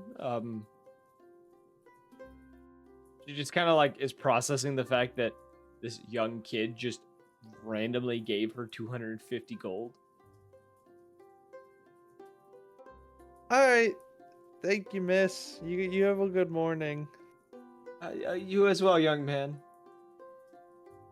Back on. He'll put the disguise back on. And, And as you're kind of walking out too, you do like see over your shoulder, like one of the other dwarves come over to her and like ask her, and she just kind of shows him, and he like looks confused at the gold, and then kind of watches you walk off, and then just kind of looks at it and goes, like kind of shrugs, says something to her, kind of gives a thumbs up, and then goes back to working out whatever he was doing in the forge. All right. It's all right. Is anyone else doing anything? I feel like no. I feel like we're gonna jump to the next day. I feel like it's what's gonna happen. Yeah, Probably. for Bria and Xena haven't said anything, and Grom's still out. So explore the town, find stuff. I would like to. I'm interested in the brothel. Okay. You head into the brothel. You would find inside the brothel, going in there. There's more people in here because it's not necessarily people drinking, but there's a decent number of people, getting breakfast and such. Behind the counter, you do see there is a dwarven man.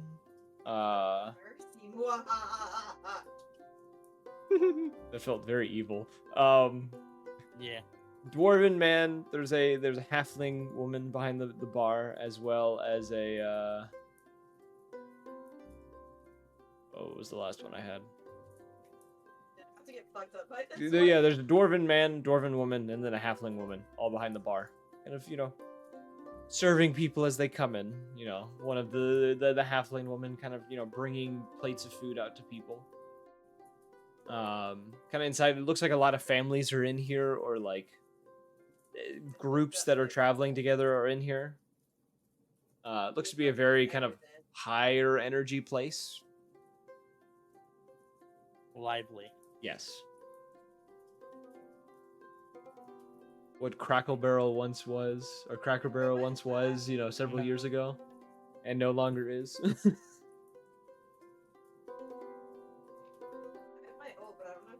Okay. Maybe a First thing I Denny's do is is another option. I'm gonna go sit at the bar. I'm gonna go and kind of go get myself a nice little fruity cocktail.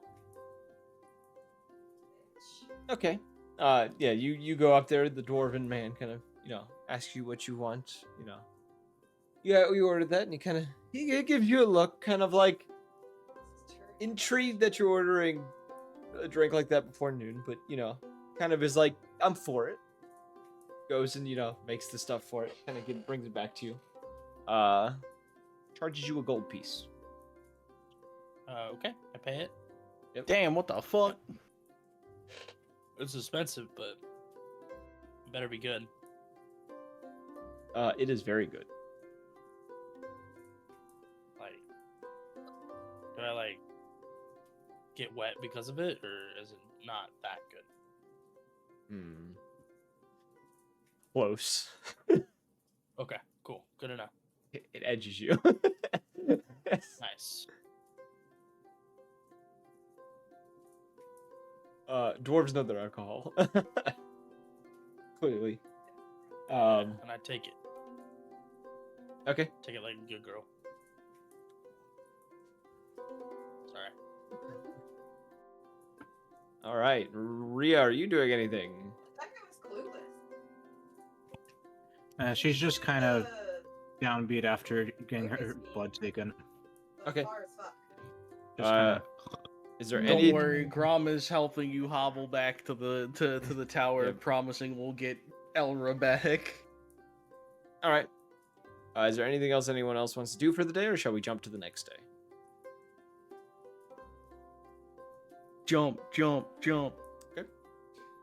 You all finish off your day, returning to the tower, resting. Unless for the night. NPCs want to stop us or something. No, Unless, there's yeah. no NPCs doing anything right now. Next day comes around. The tension in the air as you're all, having the realization of what today is going to bring. Preparing yourselves, getting Oh my god, we did it at the same time, bro. the artifacts together, everything else. The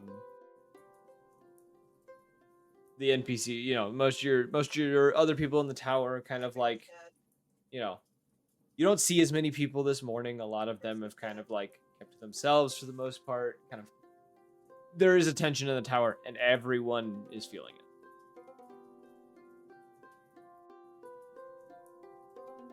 Is there anything you all would like to prepare before you guys head out to the town square? Got a point. I feel like we should probably have a decent backup of people just in case. Okay. We are down one, so Dumbass probably Speaking doesn't- with the other people of the tower, there are 3 that are willing to back you up, but they will not intervene until they see it necessary. Cypher is one of them. Lucky is willing to help. And the last is Aurora, who is willing to help as well. even Big Minotaur Man. He has not come down this morning yet. Damn. Really would have liked Big Minotaur Man there. Oh, I got a shiny low puppy today. Should I? I should. Should I go check on him? And I get it. It's so Wouldn't mind the muscle. you could. Most of the people you would know that are just like keeping to themselves this morning just because they know the tension and they don't want to get they don't want to add to the tension essentially in the tower, so they're kind of keeping to themselves. I'll go check on Minotaur, man. I want to see if he wants to maybe possibly bash some heads in if the time comes.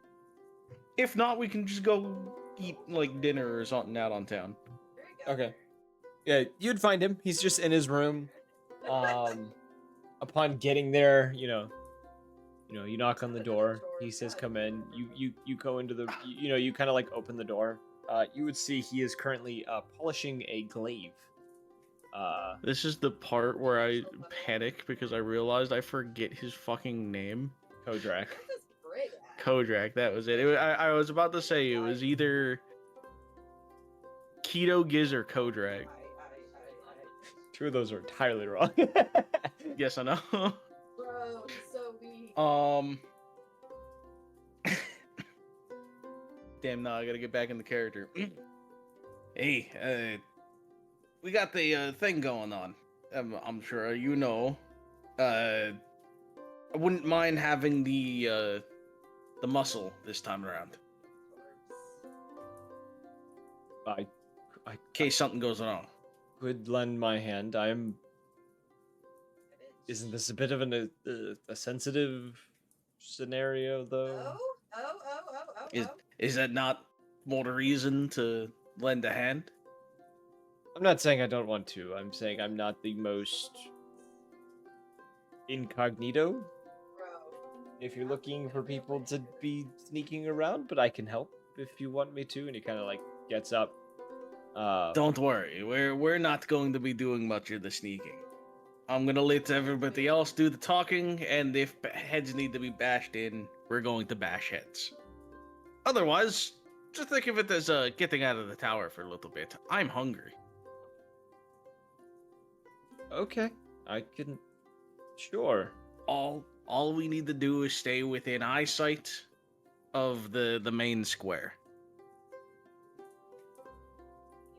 I can do that. Good lad, and thump him on the arm.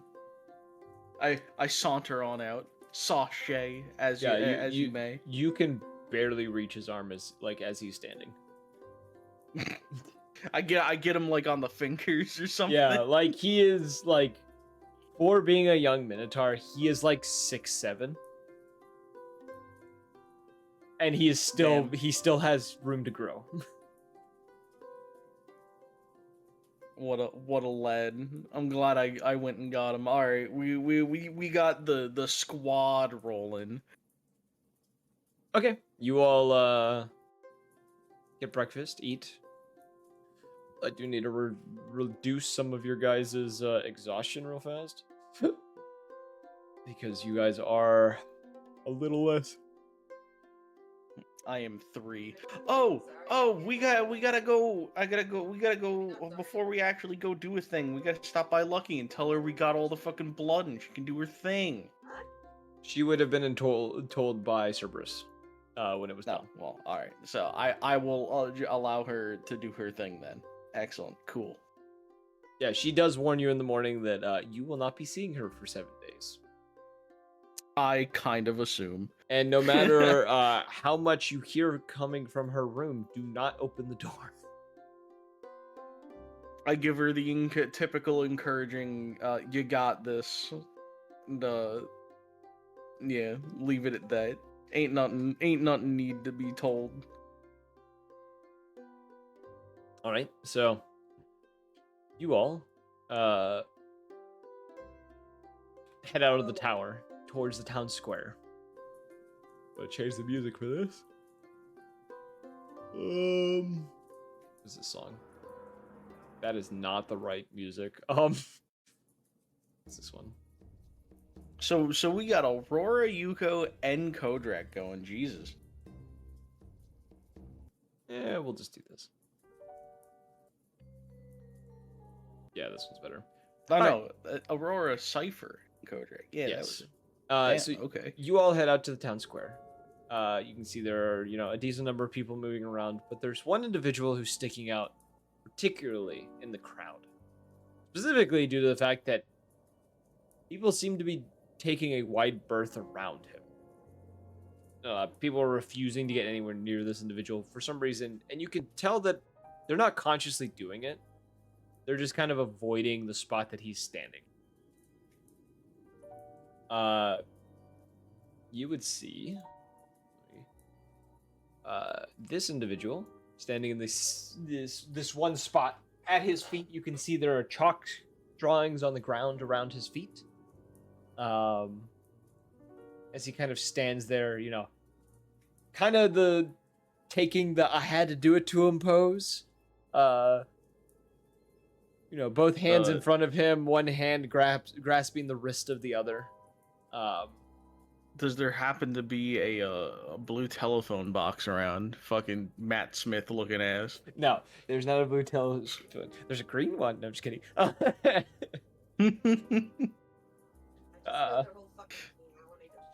That's a red one. It says emergency services on it instead of police box. No. It's just firebox. Yeah, it says firebox. Yeah. So you see this individual though, and he's just kind of looking around. What would you guys like to do? I am going to follow the plan I explained to Kodrak, and I'm going to saunter off and with the parting words, "I'll be within eyesight."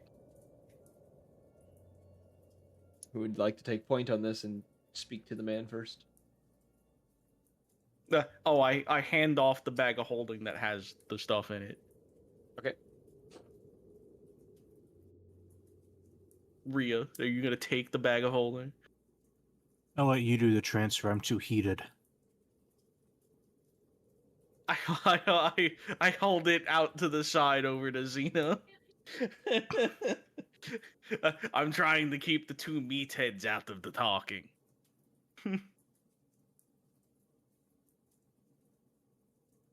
Wait, what did you say? I'm holding the bag of holding that has the shield and the chest plate in it to you, saying that I'm trying to keep the two barbarians out of the sensitive talking. He's trying to get one of you guys to do the talking with this individual because he doesn't feel he's worthy to do this. Okay. I feel like I'm gonna fuck it up, or the giant Minotaur man is gonna fuck it up. Besides, we really are just here to beat people up if it comes to it. Okay, cool. I'll do it. Okay. I give you the bag of holding, and I go saunter off to find, like, I guess to the tavern or something. Well, we're only given like these two, right? Yes. Yeah. Okay. My I mask get is it. invisible. I get me and Kodrak like a burger or something and a drink, and we go sit out front of the tavern and watch. You go to Remus McDonald's. Remus will cast invisibility on himself and then climb up to one of the roofs and hide with his familiar. Is the McDonald's in this universe McKenku? No, McDonald's. McDonald's. So I'm all by myself. Okay. You have Rio with you. Oh, okay. Sorry, Yeah. my bad. The mascot is not a clown. It's something else that I'll think about in a minute.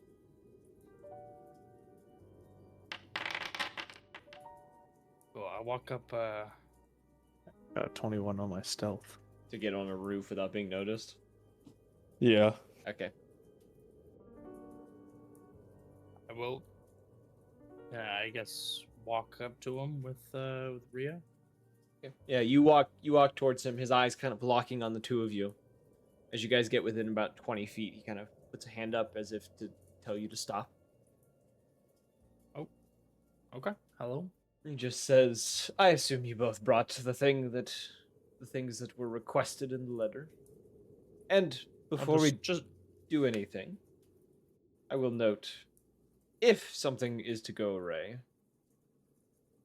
or you are to attempt to remove me from this place in any kind of way, there are 6 individuals around the square, all aiming rifles at me at this very moment. And if I am removed from this circle, and he points down to the circle below, this notebook will detonate. And he kind of holds up a notebook, and he kind of flips the pages, and you can see page after page of glyph of wording within it.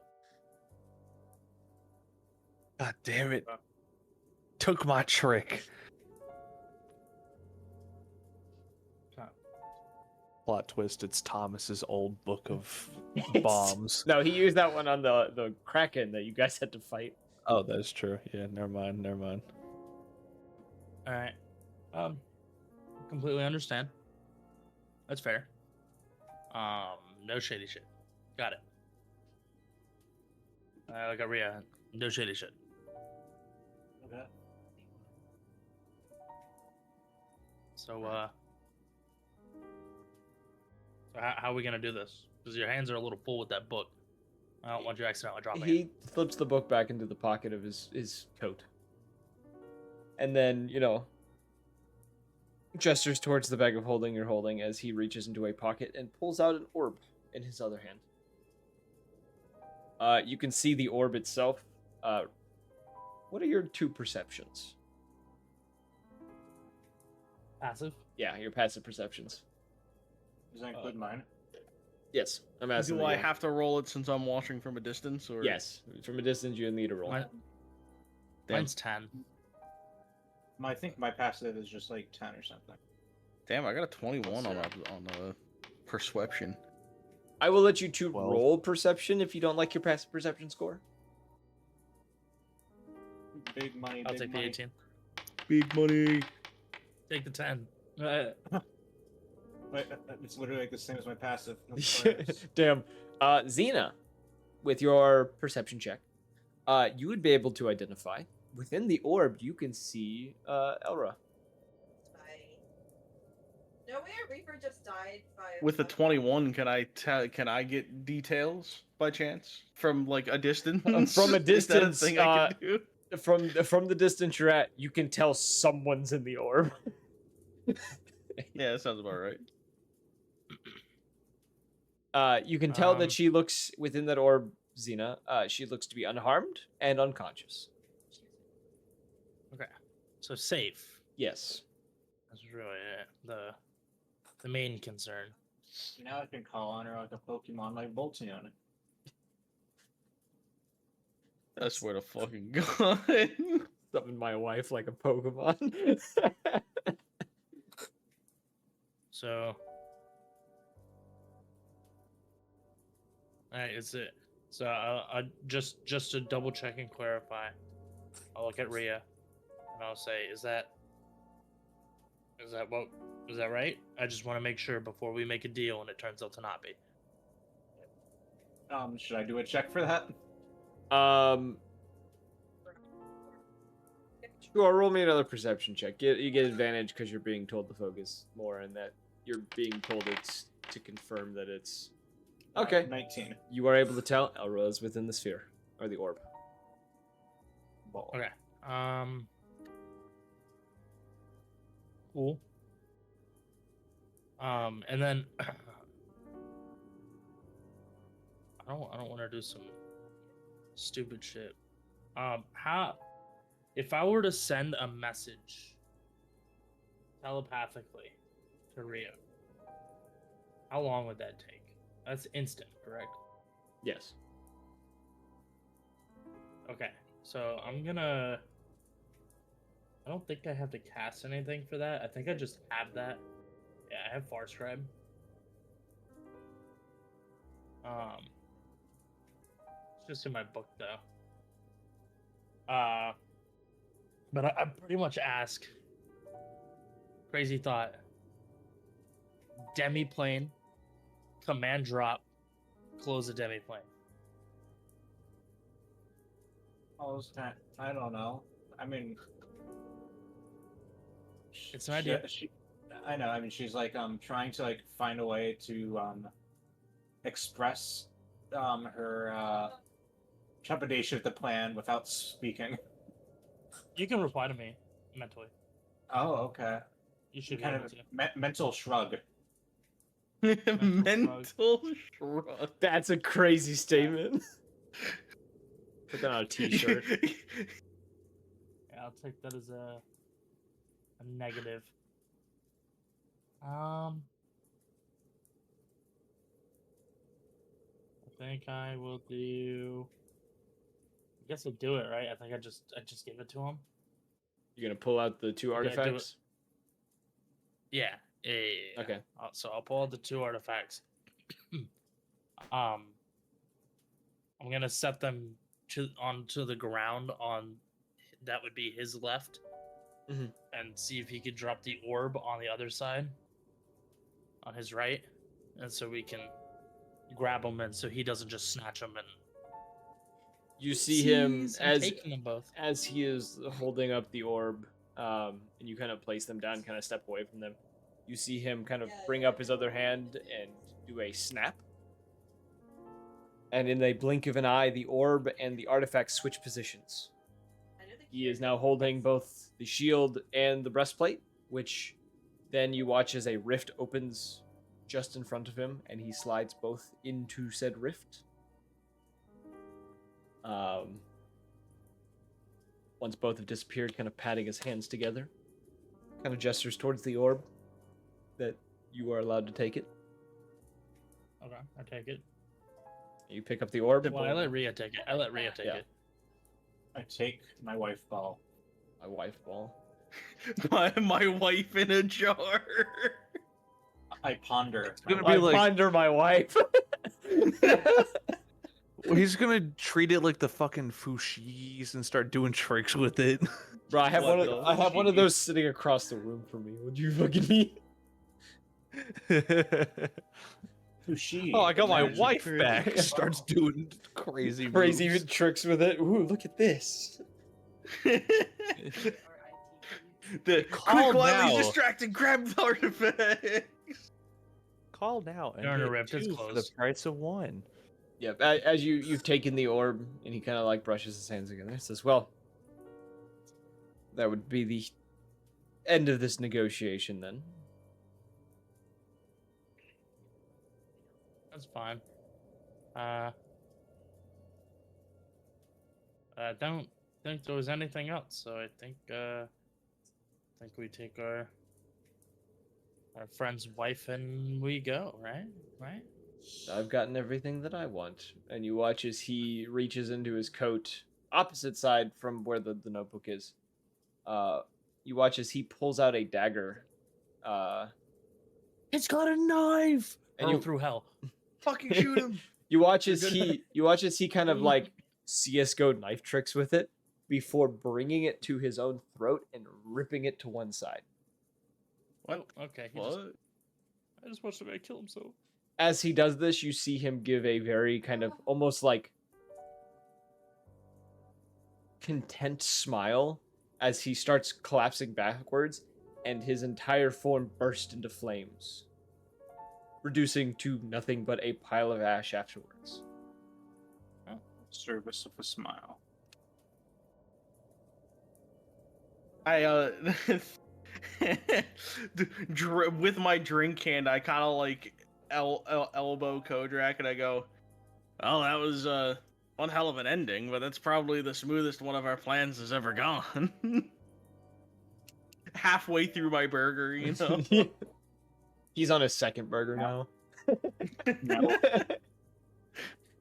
Now we'll just have to What about get the those artifacts back. What about the notebook? Gone. Reduced to Okay. ashes. Everything on him. There's nothing left. It is just a pile of ashes. And you hear people like in the, as like the flames like ignite, people in the street kind of like crying out. You see a couple people pull out their phones and start recording. We shall just start clapping like it was a magic trick. Yep. As the guy like collapses, a pile of ash replacing him, and then a breeze blowing by, and the pile of ash vanishing into the breeze. That was kind of crazy. Encore. I feel like Rhea says this with a very like a cynical look on her face, just encore.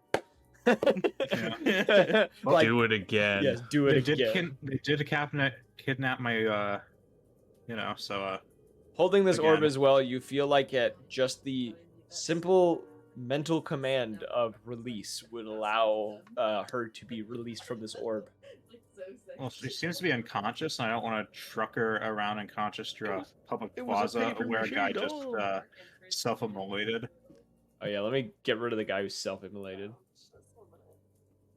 Actually, I want to do something. So did the telephone box also go up in flames? Yes, the the firebox also burst into flames. Excellent. The box that wasn't supposed to be there, but we've decided it was there for some reason. Fucking Matt Smith looking ass. Hey man, that's what Midjourney decided that he should look like. Okay, not my doing, man. It's just what Midjourney was like. Hey, this guy sounds like this. Like, cool, man. Do what you Mid feel. Like. journey, Mark. Mid journey. Damn. Let me recreate what happened to him real fast. I refer you to the GIF. And then gone. There you go. Oh, did you know? Just kind of a. Looks like the little guy has disappeared. Yeah. Suddenly the list. Stupid. But you've resolved this issue. You like to go back to the tower? Excellent. Excellent. Now we have to find 2 more artifacts. I'm hanging out with Kodrak now. We eating burgers, brother. We eating burgers. Yeah. I said I told him that if it goes well, we'll just spend the day eating burgers or Okay. something. I'm gonna call my nephew and This is me and Kodrak right now. I will say too, as you guys kind of like reconvene, well, some of you reconvene. You obviously you all know where Kodrak and Grom are because they're not being hiding in any stealthy in any kind of way. And Kodrak's a hard dude to miss.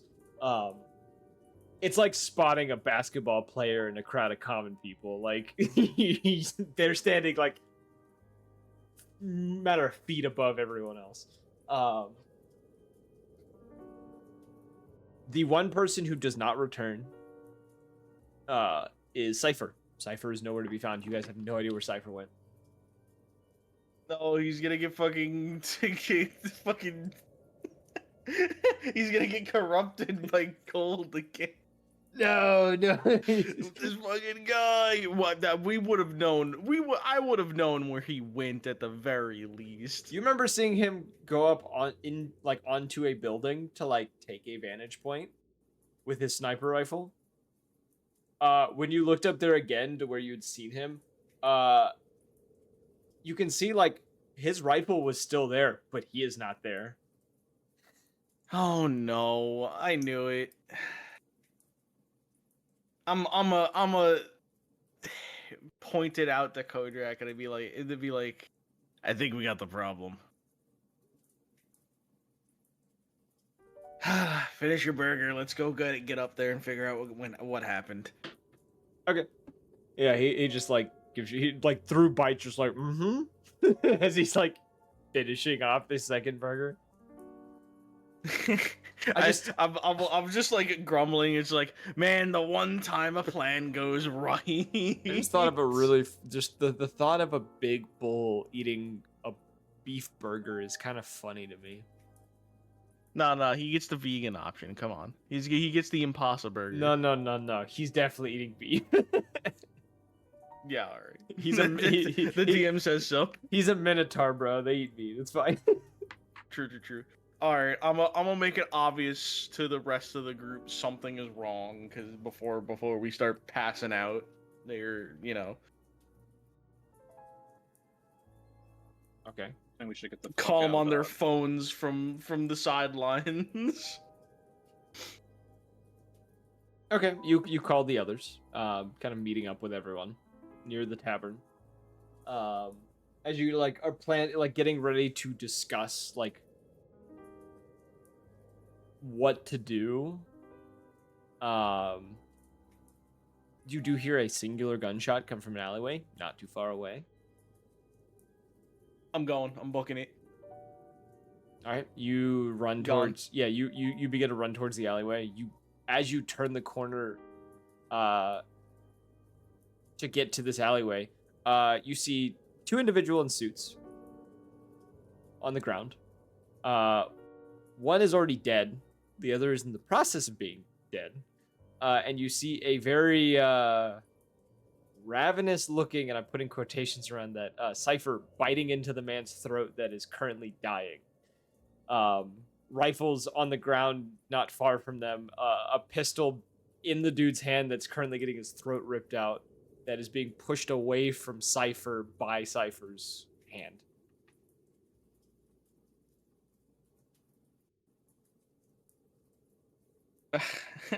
I'm just calmly walk up and just like shake my head back and forth. Just, I can't leave you alone for a minute, can I? Big old smile, thump him on the shoulder, and I just like I'll try to avoid looking at the carnage as much as possible. He like lets go, like once this dude has stopped moving and like the pistol falls from his hand and the dude goes limp and he drops him. He kind of looks towards you and then kind of like spits blood off to the side. His face is covered in blood, by the way, and his chest. Wow, who'd have thought?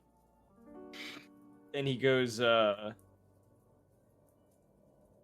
I saw these two running. I thought I needed to stop them. I mean, good instinct, but the deal was over. I don't care. Yeah, they got anything on them? You Does miss- anybody else show up? Was I the only Yeah, one coming the up? others are like coming around the corner behind you. You guys see the carnage of two dead bodies, their throats ripped out, my 45 movement speed be like. and a cipher that is covered in blood. You see him kind of like patting down their pockets. You see as he kind of like removes stuff from these bodies. All they really had on them, ammunition. They had an envelope on them that when when looking inside, it is just a simple, this is your task, this is how much you're going to be paid. Each of them was going to be paid about 10,000 units for getting this done. Damn, okay. Which all their job was shoot the guy if someone tries to do anything to him. If not, you're just being paid to do Overwatch. And they got murdered. And two of them got murdered for it. And they both had a emblem on them of the Dragonheart Crusade. I'm pocketing one. Lever just kind of looks at the other one, kind of just doesn't really care for it, and like kind of sees you pocket one and then just kind of like offers you the other one too. I kind of just like wave off down the alley. I go, we only need the one. He tosses it towards the trash can. Easy peasy.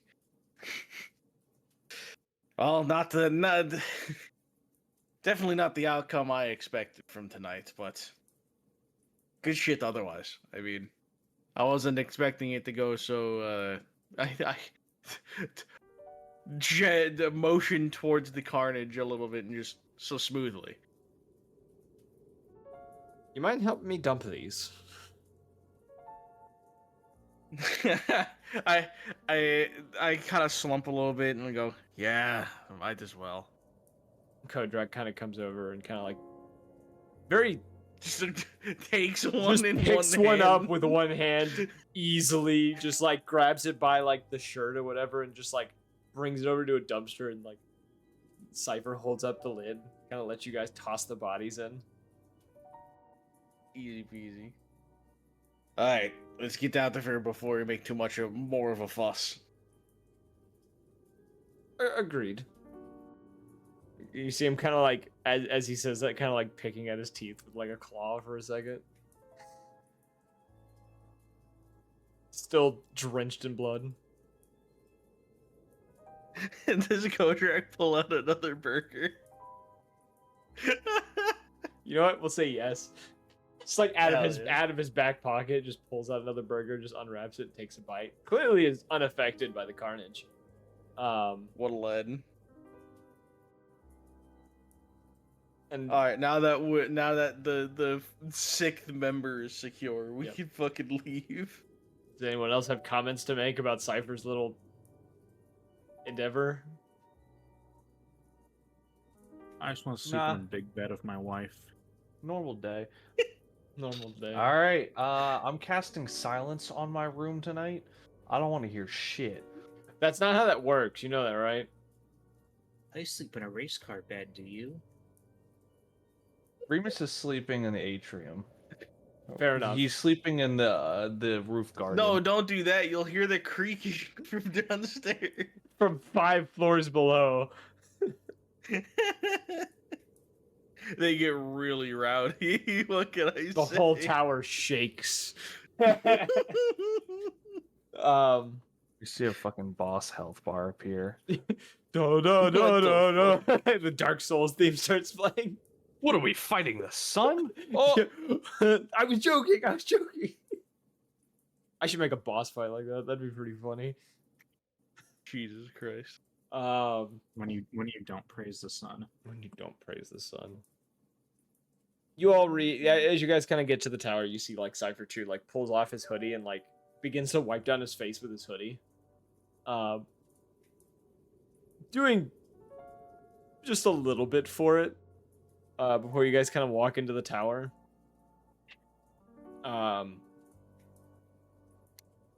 Cerberus is waiting. Kind of almost as if he knew you guys were coming in. Just kind of standing in the common area. Calsford not too far away, kind of playing with his cards, just in deep in thought. Cerberus just says, how did it go? I assume we're about to find out, and I motion over to Rhea. Hi.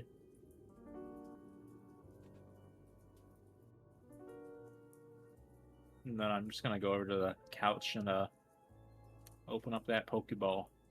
You hold out the orb, just kind of instinctively. Elra, I choose you. Yeah. Kind of instinctively, and just like in your head, Worst proposal think ever. of, getting her out of the orb. And as this happens, the orb shatters, kind of turning into dust and then like vanishing, and her in kind of a flash of light appearing upon the couch, unconscious, unharmed, And asleep. here I thought she was gonna like Ash Ketchum Series 1 like Pokeball throw it at the fucking couch. Yeah. Turns the fucking cat backwards and just full force side swings it. Oh my god. But yes, she is now unconscious on the couch. Appears to be fine. I'll just sit down there with her. We'll wait for her to stir. I turn towards Kodrak and I go, you should probably give her a moment.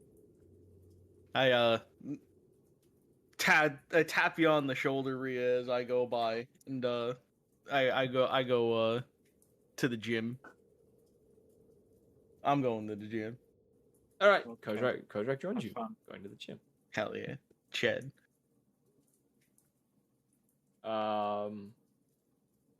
Remus and Xena. What are you guys doing now that you're back in the tower?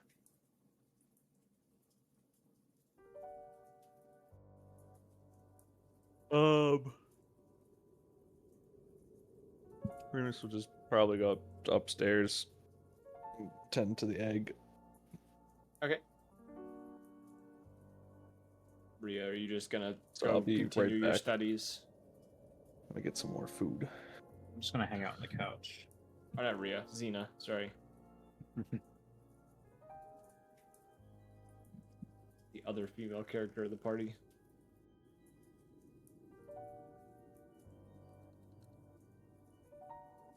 Okay, I take that as a yes.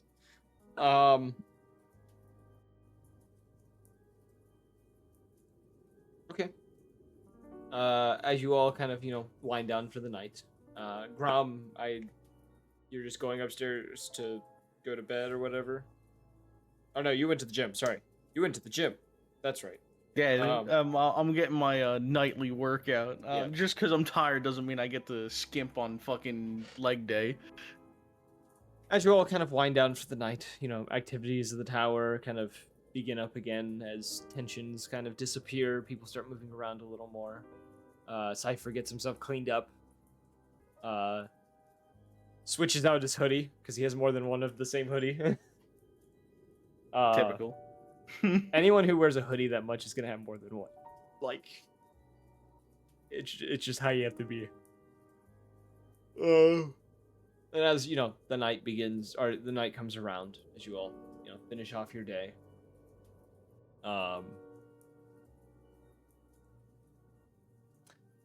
That's where we'll end tonight because I had something planned if the whole trade thing didn't take long enough, but you guys spent a decent amount of time before that, so good to go. So I hope you guys enjoyed. Anyone hope for combat? I'm sorry. It will come in time. Yeah, how dare you? How dare me? I even got Kodrak to come along. I had a plan with this.